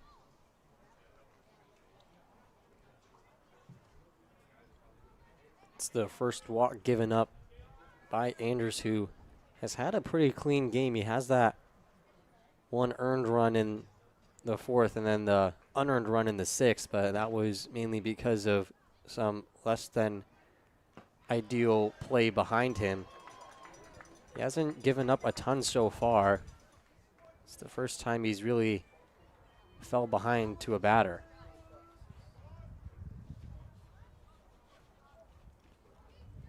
Raymond not a huge threat to steal over at first as Luke Taylor comes up to the plate now. The count goes to 1-1. He got picked off a couple days ago trying to record his second stolen bag of the season. He stole 12 with Santa Clara, so trying to translate the speed during college ball into summer ball. They'll deliver over to first to keep Raymond near the bag.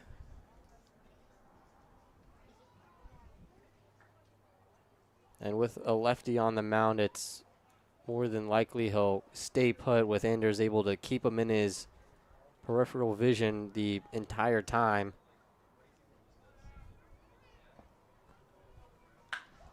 Sent deep by Taylor, but going foul. Had a good bit of distance on it. Couldn't quite see where it landed. It sounded good coming off the bat, too. Turned on it just a bit too early. Definitely got a lot of his barrel on that one and sent it pretty far, but on the wrong side of the white line that goes from home plate to the left field foul pole.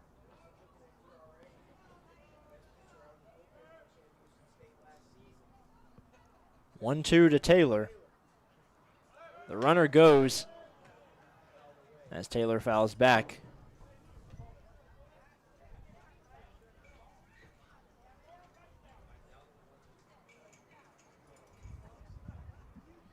Trying to pull off a hit and run. Unfortunately, just got under it. Count remains at 1-2. Yeah, with one out, trying to avoid any type of double play ball, but if Taylor lines out, Raymond's pretty much hung up to dry. Swung on and missed for the second strikeout of the inning.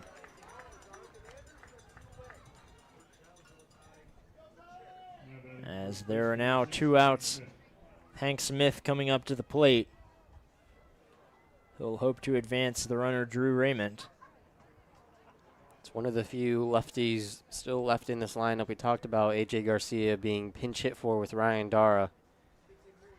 Hank Smith, though, is a little bit too good of a bat to take out of the lineup, especially the last couple of games. Yeah, Smith, the only true lefty still in the lineup. You have Finn Leach, who can hit from both sides of the plate.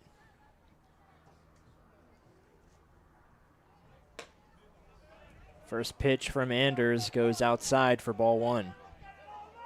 He's already drawn 1 walk today, came around and scored after reaching on an error in the 3rd inning. Had a pretty solid day by reaching the plate safely. Still looking for his first hit, though. It's going to be a balk from Anders. It's the second game in a row that an opposing pitcher has committed a balk against the Bucs. And Raymond will head to second. Not sure what the umpire saw there. Maybe Anders shifted his weight a little too early trying to get Raymond to steal, but either way, the aggressiveness pays off and gives a free base to him.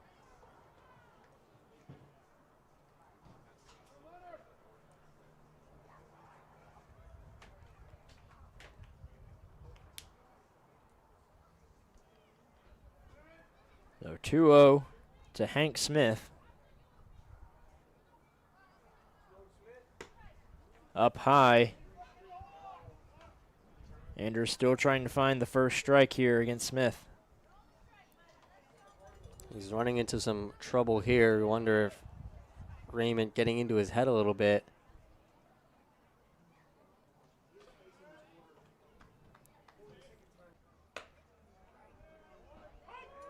A fastball that just found the outside for 3-1. Looked like he just was barely able to grab that top corner of the zone. Trying to work his way back into this at-bat. 3-1. Sent foul. Anders has worked his way back in, and the count runs full. That's just how quickly an at-bat can turn. Smith in full control with a 3-0 count, and now all of a sudden fighting just to keep the inning alive. The Bucs down to their final strike in the top of the 6th.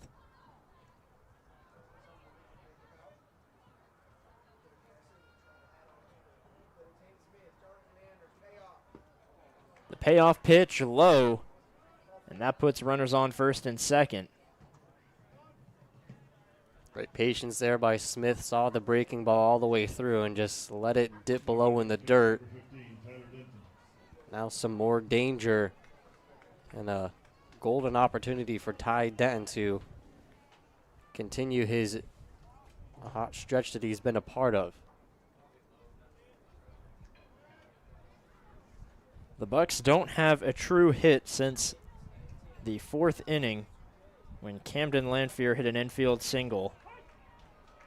So it's now Ty Denton who takes strike 1. And Denton's hit remains the only one that has gone into the outfield. It's pretty wild that the Bucs have been able to generate 5 runs off of so many mishaps.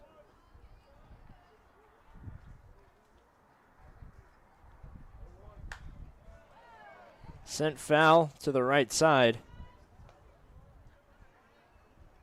Denton down in the count, 0-2.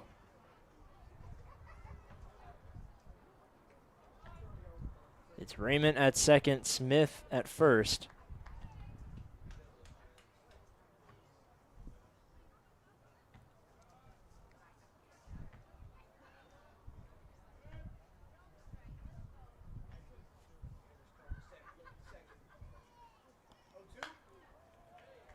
Another ball sent foul as Denton stays alive.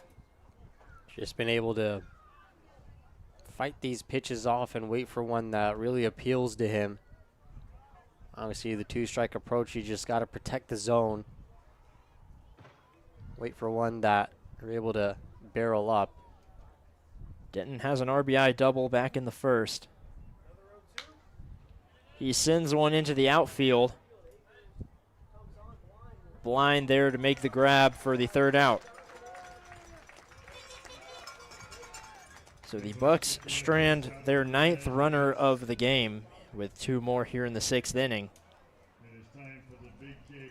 Still 5-0 as we head to the bottom of the 6th here on the Anchorage Bucs YouTube channel.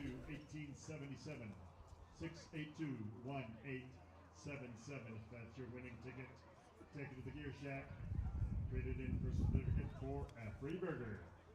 Courtesy of the Kenlotta Group.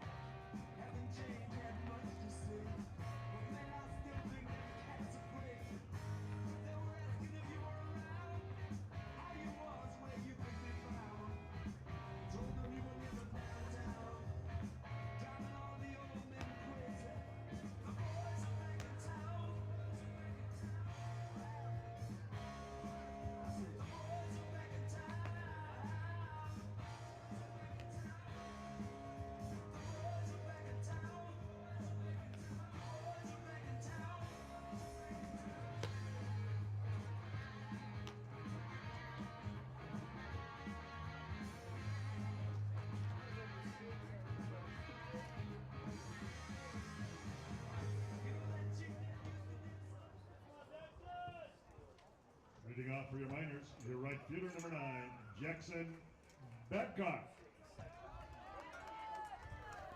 We'll get things started here in the bottom of the 6th with Jackson Babcock, the right fielder, who faces off against Evan Stratton for Stratton's 3rd inning of work on the mound.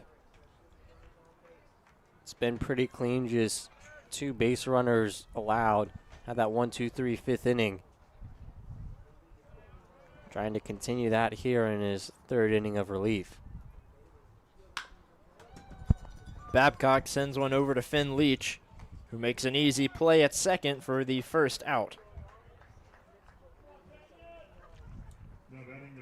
Just like his last 2 innings, 1 pitch and 1 out to the leadoff batter, and that's exactly how you want to start things. He's only 20 pitches in, and he's already gotten 7 outs. Stratton had the first 1-2-3 inning for the Bucs so far this game in the last inning, as he now faces Kenyon Millar, first baseman.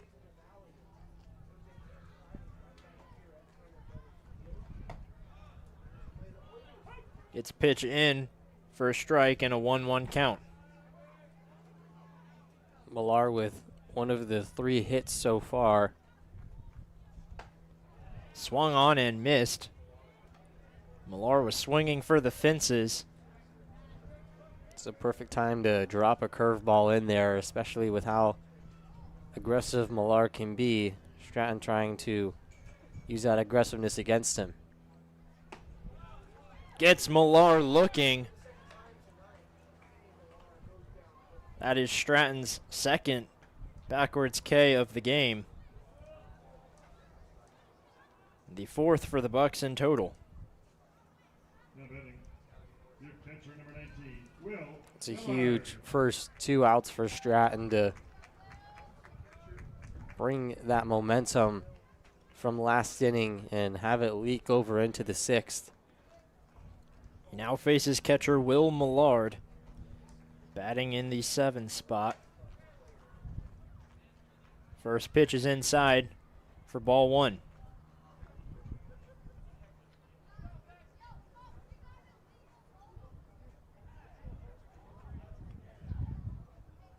Millard yet to reach safely today, has a pop out into left and a ground out to third as he takes strike 1.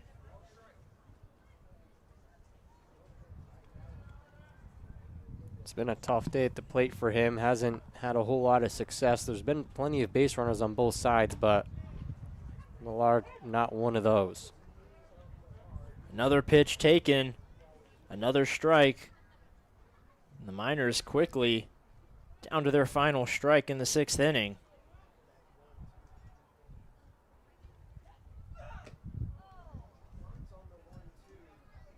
That pitch in the dirt for a 2-2 count with 2 outs.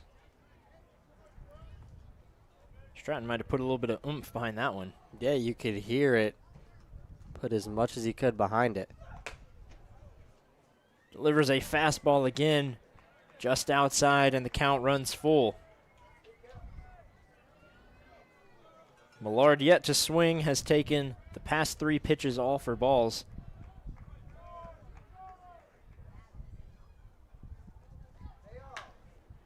Sent into the outfield, Raymond drifting over, makes the grab for out number 3.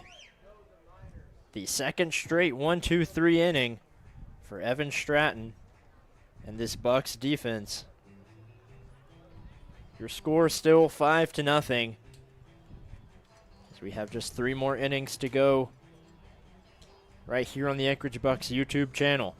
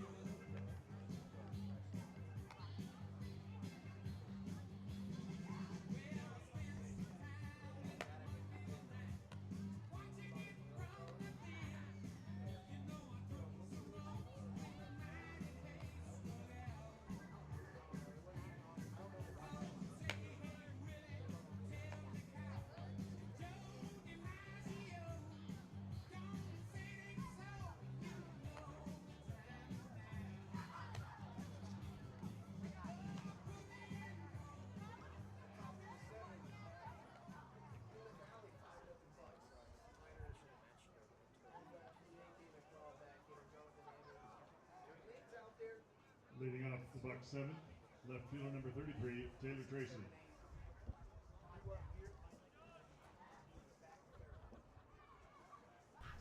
Taylor Tracy steps onto the mound. Excuse me, he does not step onto the mound. He could, he's a two-way player, but he steps up to the plate, and Anders stays on the mound for the Miners. Careful there, you may give away Kirk Schreider's secret weapon if Stratton's able to continue all the way into the 8th. He and Coach Schreider are just connected like that, I guess. I don't think Tracy would have enough time to warm up, though. That's the only issue of that kind of situation. He bounces one over to third. And an amazing play from the third baseman, Diesel Toth, as it bounced out of his glove and beat out Tracy for the first out. It was amazing he was even able to bat it down in the first place. I didn't think he was going to be able to locate it and get a throw over in time, but like you said, a heads-up play and pretty emphatic first out.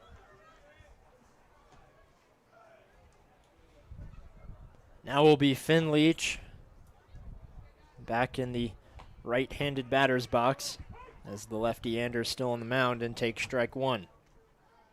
Seems like he will be for some time. There's not a whole lot of action in the Miners' bullpen. There is a righty that is starting to warm up his shoulder a bit, but Anders hasn't really given much of a reason to pull him out of this game. He gave up a pair of base runners yesterday, or last inning, off of a walk, but a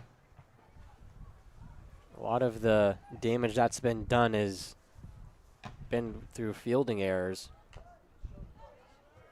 Leach trying to lay down a bunt, however tips it directly back for strike two. Tried to catch him off guard there. Probably won't try to attempt it now with 2 strikes. Doesn't want to strike out on a bunt attempt. The 1-2. Sent into play, and a base hit for Finn Leach. Puts it right between first and second. And the Bucs' first hit since the 4th inning, when Camden Lanphier led off that inning with a single. Perfect placement, was just a bit behind on the swing, but was able to poke it through into right field past the second baseman, Godfrey. Miller couldn't really do anything because of him having to cover first, so the base runner's a base runner. They've gotten one in every inning so far. Runner goes, throwing from his knees and getting the out.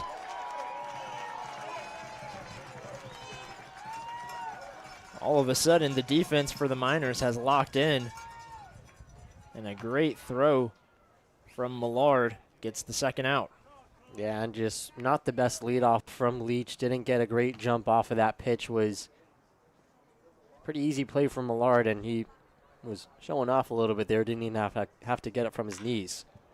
Dara sends one into the outfield. It's going back and over the head of the right fielder, Babcock, as Dara holds up at second base.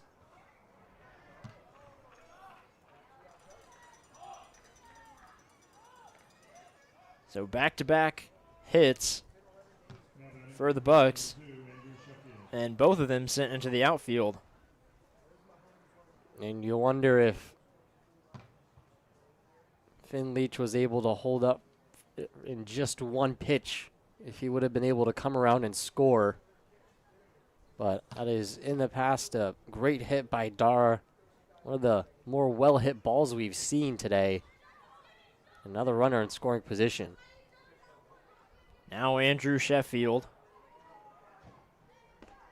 does not have a hit today, but did reach on a walk back in the second inning. Take strike one.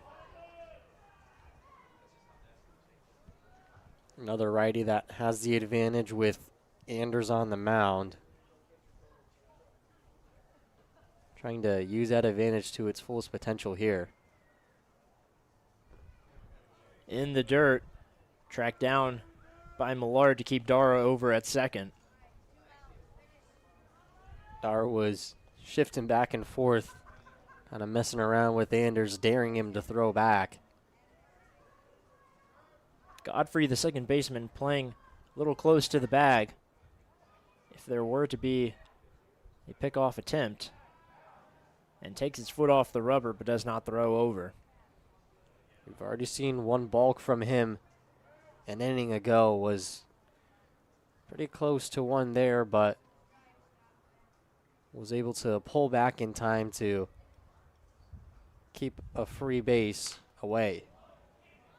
Sheffield pops one up. Millar over to make a grab out in foul territory for the third out. The Bucs stranded one runner as they have a 5-0 lead. And Evan Stratton returns to the mound after this 7th inning stretch. You can do this without Harry Carey's help, but I'm going to need your help. It'll take a little bit faster than Harry probably would like, but since he's not around anymore, we won't tell him. Are you ready? 1, 2, 3. Take me out to the ball game. Take me out with the crowd. Buy me some peanuts and Cracker Jacks. I don't care if I never get back, so let's root for the Miners. If they don't win, it's a shame, for it's 1, 2, 3 strikes, you're out at the old ball game.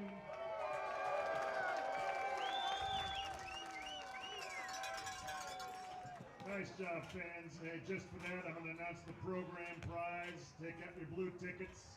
Program prize, a great prize from MTA, as well as a $50 gift card to Brick Up Espresso. Here's that winning number. Blue ticket 793 0 3 7 793 0 3 7. Take that winning ticket to the gear shack behind the main grandstand. Will Godfrey, the second baseman, comes up to the plate here in the bottom of the 7th, as the Miners still have 5 runs to get back from the Bucs, and taking strike 1. Your second baseman, number 4, Will Godfrey. It's been back-to-back 1, 2, 3 innings for Stratton. He's feeling it now on the mound. He sends one up the middle. Lanfear making a great scoop and throw for out number 1. Wow, what a play by Camden Lanfear there. It looked like it was going to be a single that just barely leaks up the middle and into center field. And then a flash of a black jersey out of nowhere comes right over the ball. Evan Stratton very appreciative of the valiant effort from his shortstop. As Tyler Akers now up to bat. He had a single on a bunt back in the 4th. Chops over to Finn Leach, takes a weird hop, but makes the grab and throwing over to first. Out number 2. These fielders got some swagger to them. Leach, like you said, it took a weird hop, and he almost paid no mind to it, just lifted the glove a little bit higher than he needed to, and back-to-back great plays by the infield of the Bucs. And the play of the infield has really been the difference here. That we talked about those 4 innings between the shortstop and the second baseman for the Miners. The Bucs have gotten the complete opposite. Their middle infield has been on the money so far.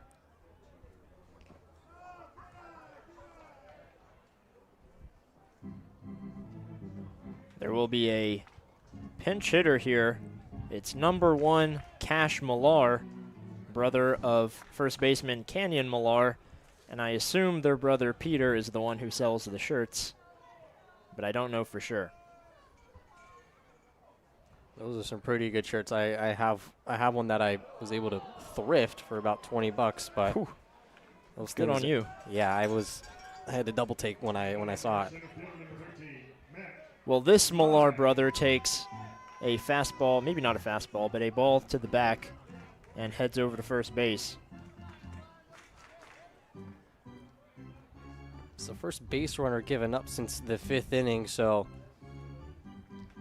not a whole lot of pressure on Stratton as he's been pretty solid so far, but doesn't want to let it spiral into anything.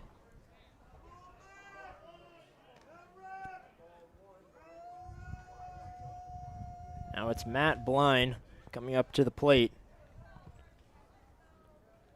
with a runner on first. He chops one foul for strike one.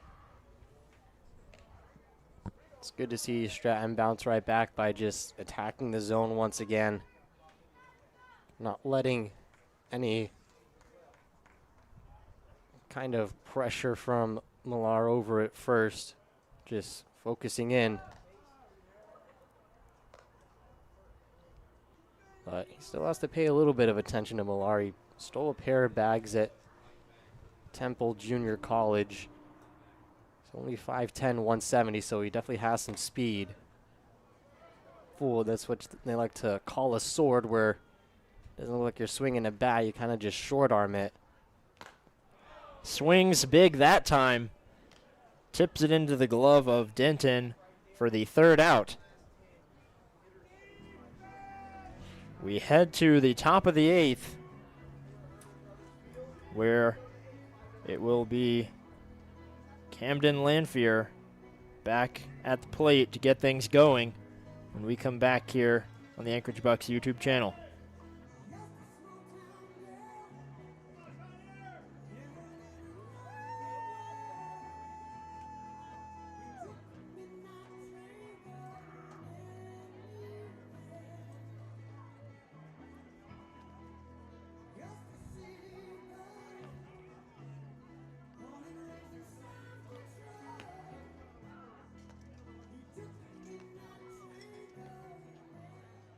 Now on the hill for your Miners out of Wakarusa, Kansas, and the University of Nebraska, number 28, Cooper Grace.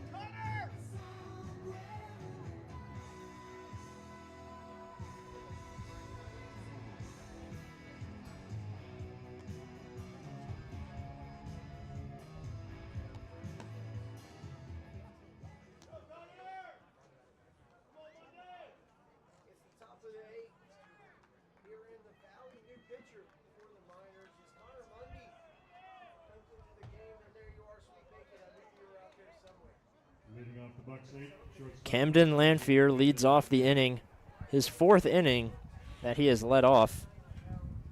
It's the 1st, the 4th, the 6th, and now the 8th as Cooper Grace is on the mound for the Miners, and the first pitch that Cooper Grace delivers is a fly out to left field.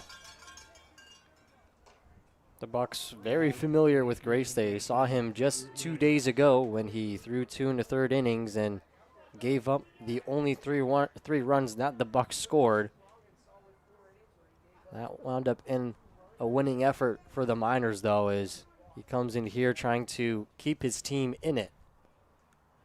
So Anders leaves the mound for the Miners after 4 innings pitch, 2 runs given up, only one of them being earned, and then had 3 hits given up with 2 strikeouts and 2 walks. As it's now Drew Raymond with a 1-1 count. He drew his patented walk in the last appearance back in the 6th.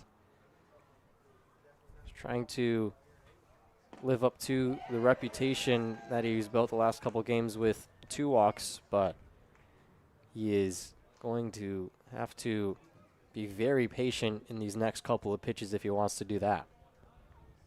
He only has 1 more strike to work with. As he checks his swing in the dirt.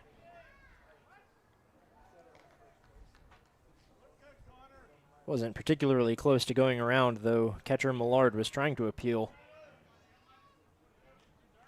Never hurts to see if you can get the call. I mean, you're on the home team after all. You never True. know. Raymond sends one into center field. Blind backing up and under for out number 2.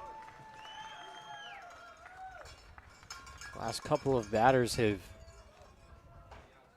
gotten their barrels on these pitches pretty well after the first 6 innings. It took a lot just to get a ball into the outfield, so some progress from the batters, though. It seemed like they fared better when the ball stayed in the infield. So now Luke Taylor, designated hitter.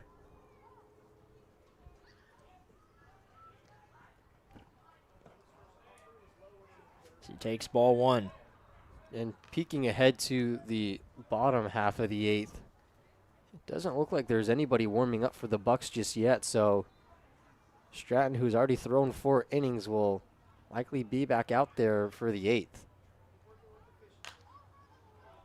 Taylor sends one foul on the right side.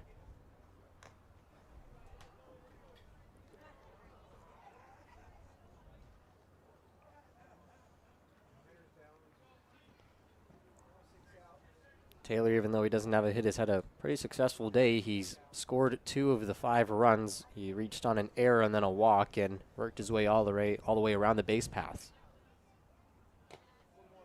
He was the first 2 of those runs scored as he takes another ball for a 2-1 count with 2 outs in the top of the 8th. No runners on. The Bucs have had a base runner in every inning thus far. Luke Taylor looking to keep that streak alive as he sends one into the left field. But there to make the grab is left fielder Tyler Akers. And the first 1-2-3 inning for the Miners pitching staff comes from Cooper Grace in the 8th. They'll keep going with Evan Stratton on the mound. And we will see all the juice he has left when we come back. Winning ticket number is 953 1 7 8 953 178. Take that winning ticket to the gear shack behind the main grandstand.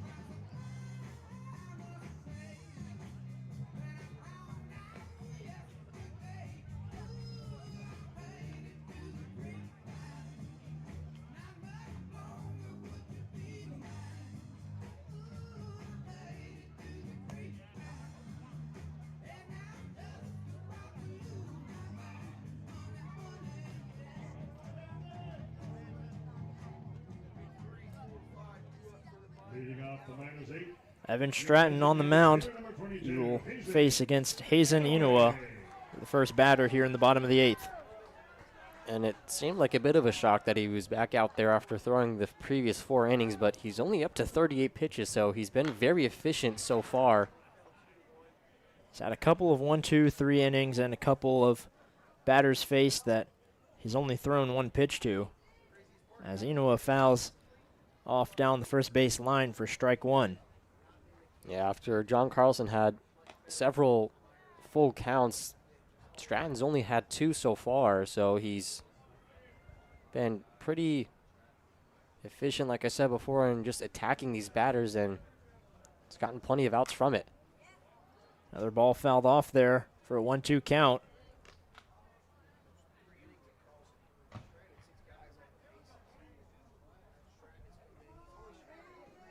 Unoa with a small rip in his pants below his backside. And he went around, but a drop third strike. They throw over to first, and another strikeout for Evan Stratton. It's now his 4th, and going back to the last inning, his 2nd consecutive one. He got blind out to end the 7th with a swinging strikeout. Gets another one from Unoa there. And while the bats have gotten the Bucs out to this lead, Stratton has been able to keep it on the mound. Diesel Toth, the third baseman, now steps up to the plate. He had a single back in the first, and a pop out in the third, and a strikeout in the 5th, and that was the last time we saw Toth at the plate. Ever since the 4th inning, which is when Stratton came in, there hasn't been a whole lot of traffic on the bases. Last time they had multiple base runners was back in the 4th. Gets a pitch in for strike 2.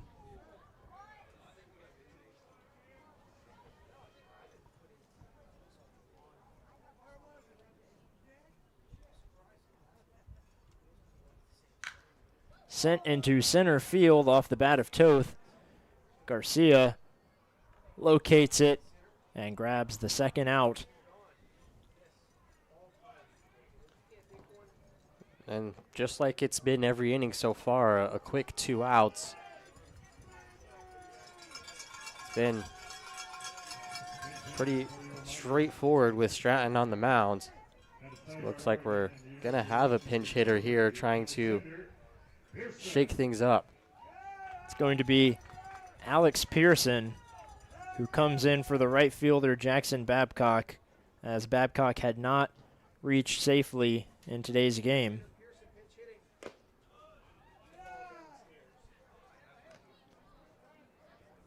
Pearson appeared in left field 2 days ago for the Miners in their 5-3 win over the Bucs. He reached on an error and then walked and later came around to score. So he had a solid day at the plate, and the Miners just trying to find any sort of success they can against Stratton. Fouls one off for strike 1.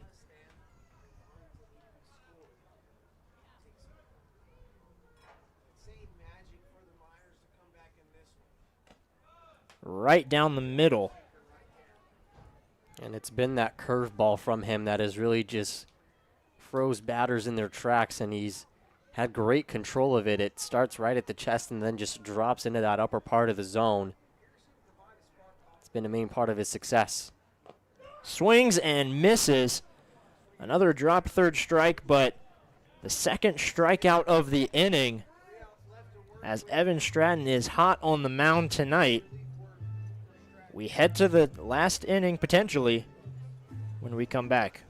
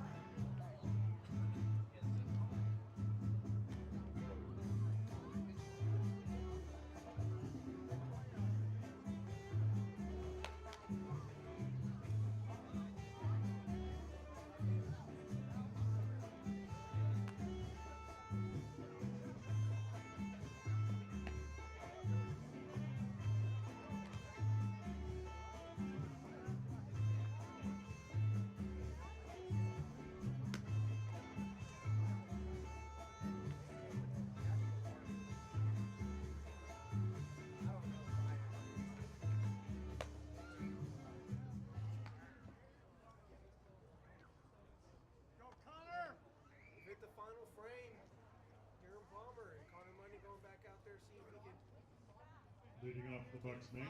As we head into the ninth inning, Cooper Grace stays on the mound for the Miners, and it will be Hank Smith who leads things off in the top of the inning.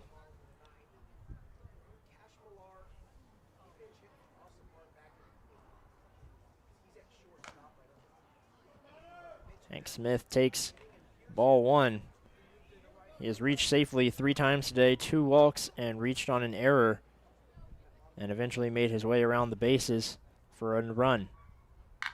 He sends one deep into right field.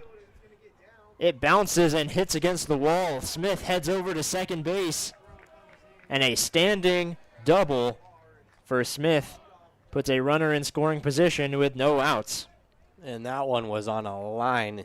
If he was able to get under it just a little bit more, he could have sent it over the fence, but a leadoff double to start things off, and after the Bucs got sent down in order for the first time in the 8th, they start off the 9th on the completely opposite side.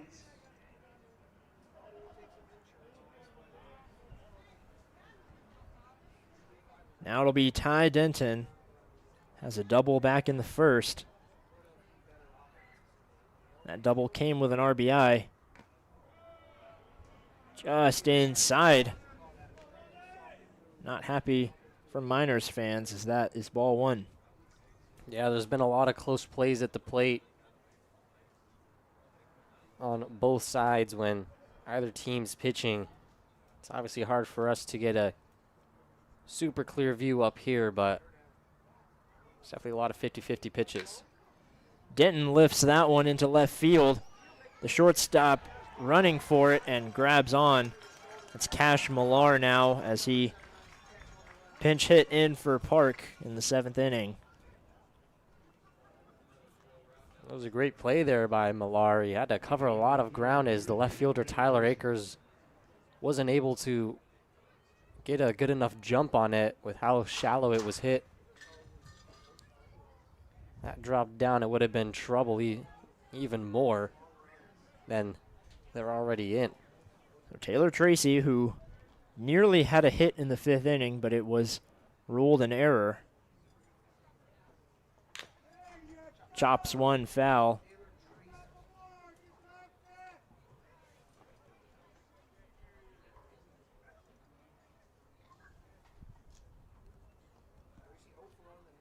He was the 5th run that came around to score, as ever since then the Bucs have been stifled second time with the runners on, trying to avoid that here.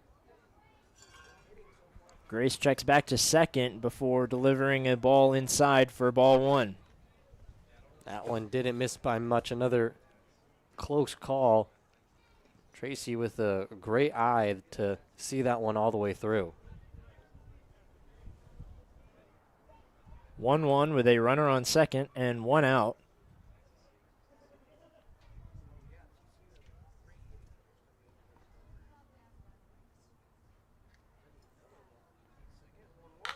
Sent deep into left field. It is just foul. Oh my goodness. Just a few feet. Does not get any closer than that. Hit the bingo sign that was just to the left of the left field foul pole. He thought that one was either gone or foul because he didn't leave the batter's box, but you don't get much closer to a home run than that. The baseballs are just jumping off the bats of the Bucs as he grounds one over to Grace, who puts one on a line over to first base for the second out, but it does advance Smith over to third. He almost threw over to third, but Diesel Toth was playing too far off the bag and didn't react in time, so Tracy is at least able to advance the runner 90 feet closer,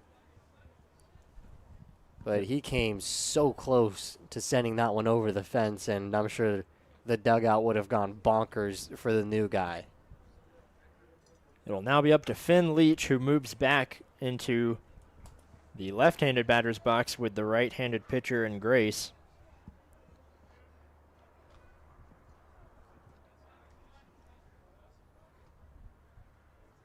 No outs to work with.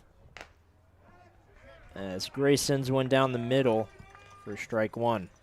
I always wonder what causes a person who's a righty to bat left-handed at what time of their playing career do they make that decision, or if it's just what they feel the most comfortable with and that they feel like they can get the most power from.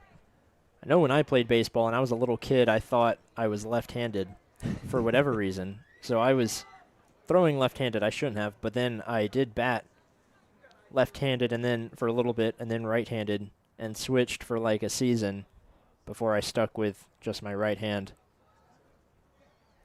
Yeah, I was a switch hitter myself way back when in my playing days of youth baseball at the ripe age of 10 years old. Maybe just as a little kid, you're not good at hitting from either side, so it's just pretty even. And just maybe you'll get a hit. It's definitely a big possibility. Leach puts one into right field, gets down for a base hit, and will score the runner. And this is the 5th straight game where the Bucs have scored in either the 8th or 9th inning. These late game pushes have been crucial for their win column record.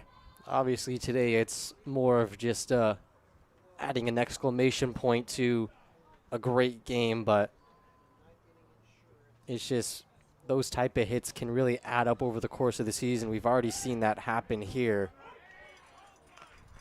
And especially with a 4-day break approaching, a performance like today could be huge when they come back.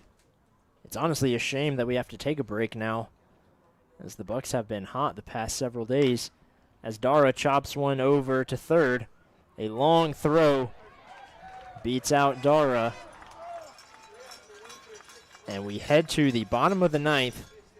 The Bucs with a 6-0 lead, and Evan Stratton walking slowly up to the mound, ready for his 6th inning of work. We'll be back here on the Anchorage Bucs YouTube channel.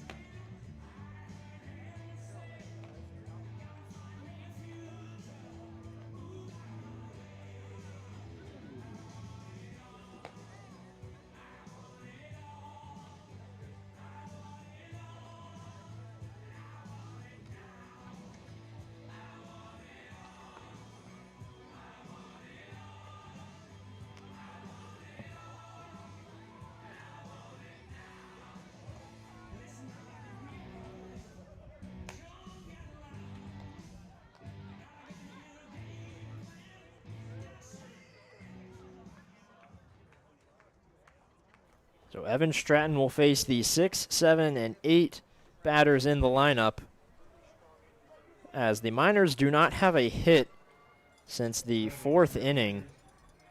That was the first inning that Stratton was on the mound.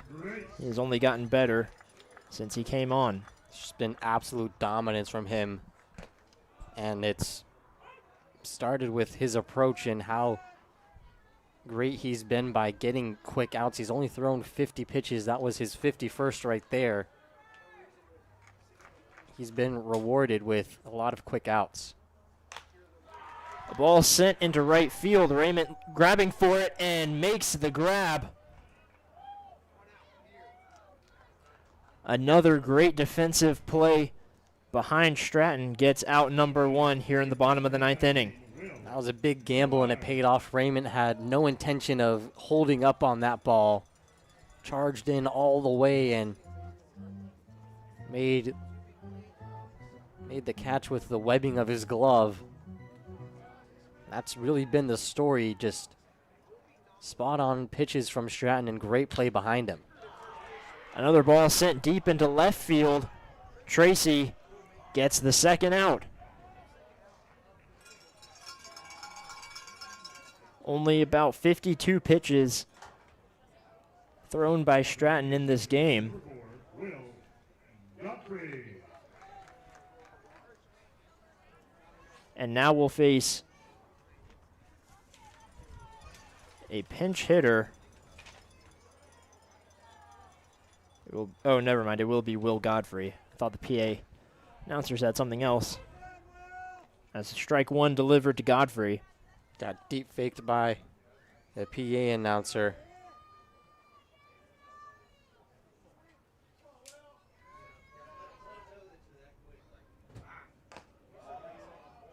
Stratton deals strike two as the Miners down to their final strike.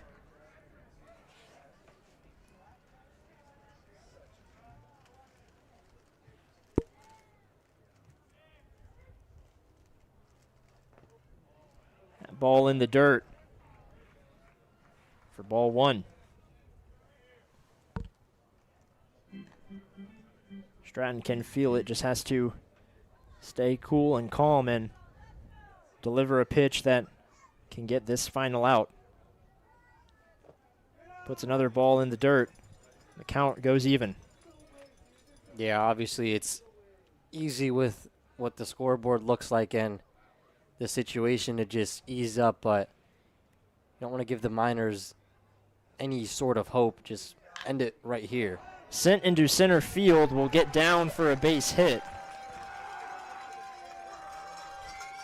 Looking for a late push here as Godfrey gets on first. Now batting, third baseman, number 2, Andrew Sheffield. It'll be Tyler Akers, who's batting in the ninth spot. He wears number 2. So does Andrew Sheffield, the third baseman and 9-hole hitter for the Bucs, and the PA announcer has just announced that Andrew Sheffield has come up to the plate, which was a surprise to both me and Jake. Sure, he loves the extra recognition. There we go. Gets in for strike one to Akers. Excuse me, strike two. Those delayed strike calls have gotten us both. I was starting to mark the first pitch as a ball and then heard the emphatic shout of the umpire.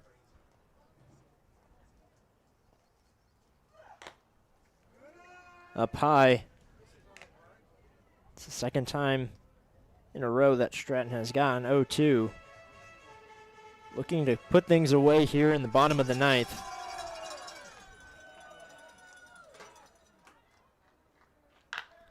Right back to Stratton, goes off his foot. Sheffield won't be able to make a play. An unfortunate sequence there as the game continues with runners on first and second.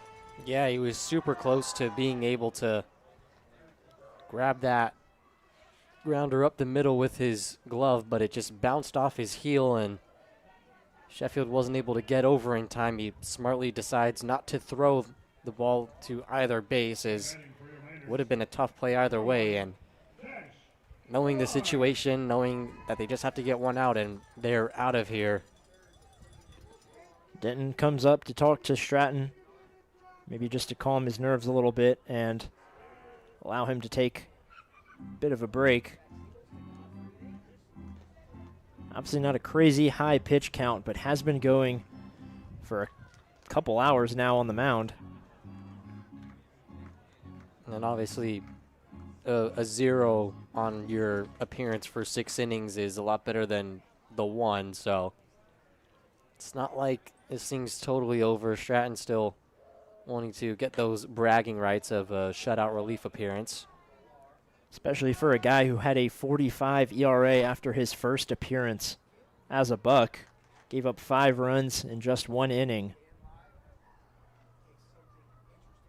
Has lowered it since then and looks to lower it even more as there's a skyrocket to left field. Tracy gets underneath for the third and final out of the game. Evan Stratton delivers 6 scoreless innings, and he will be your game MVP. Yeah, what an outing for him. It seemed like each inning he threw, he only got better.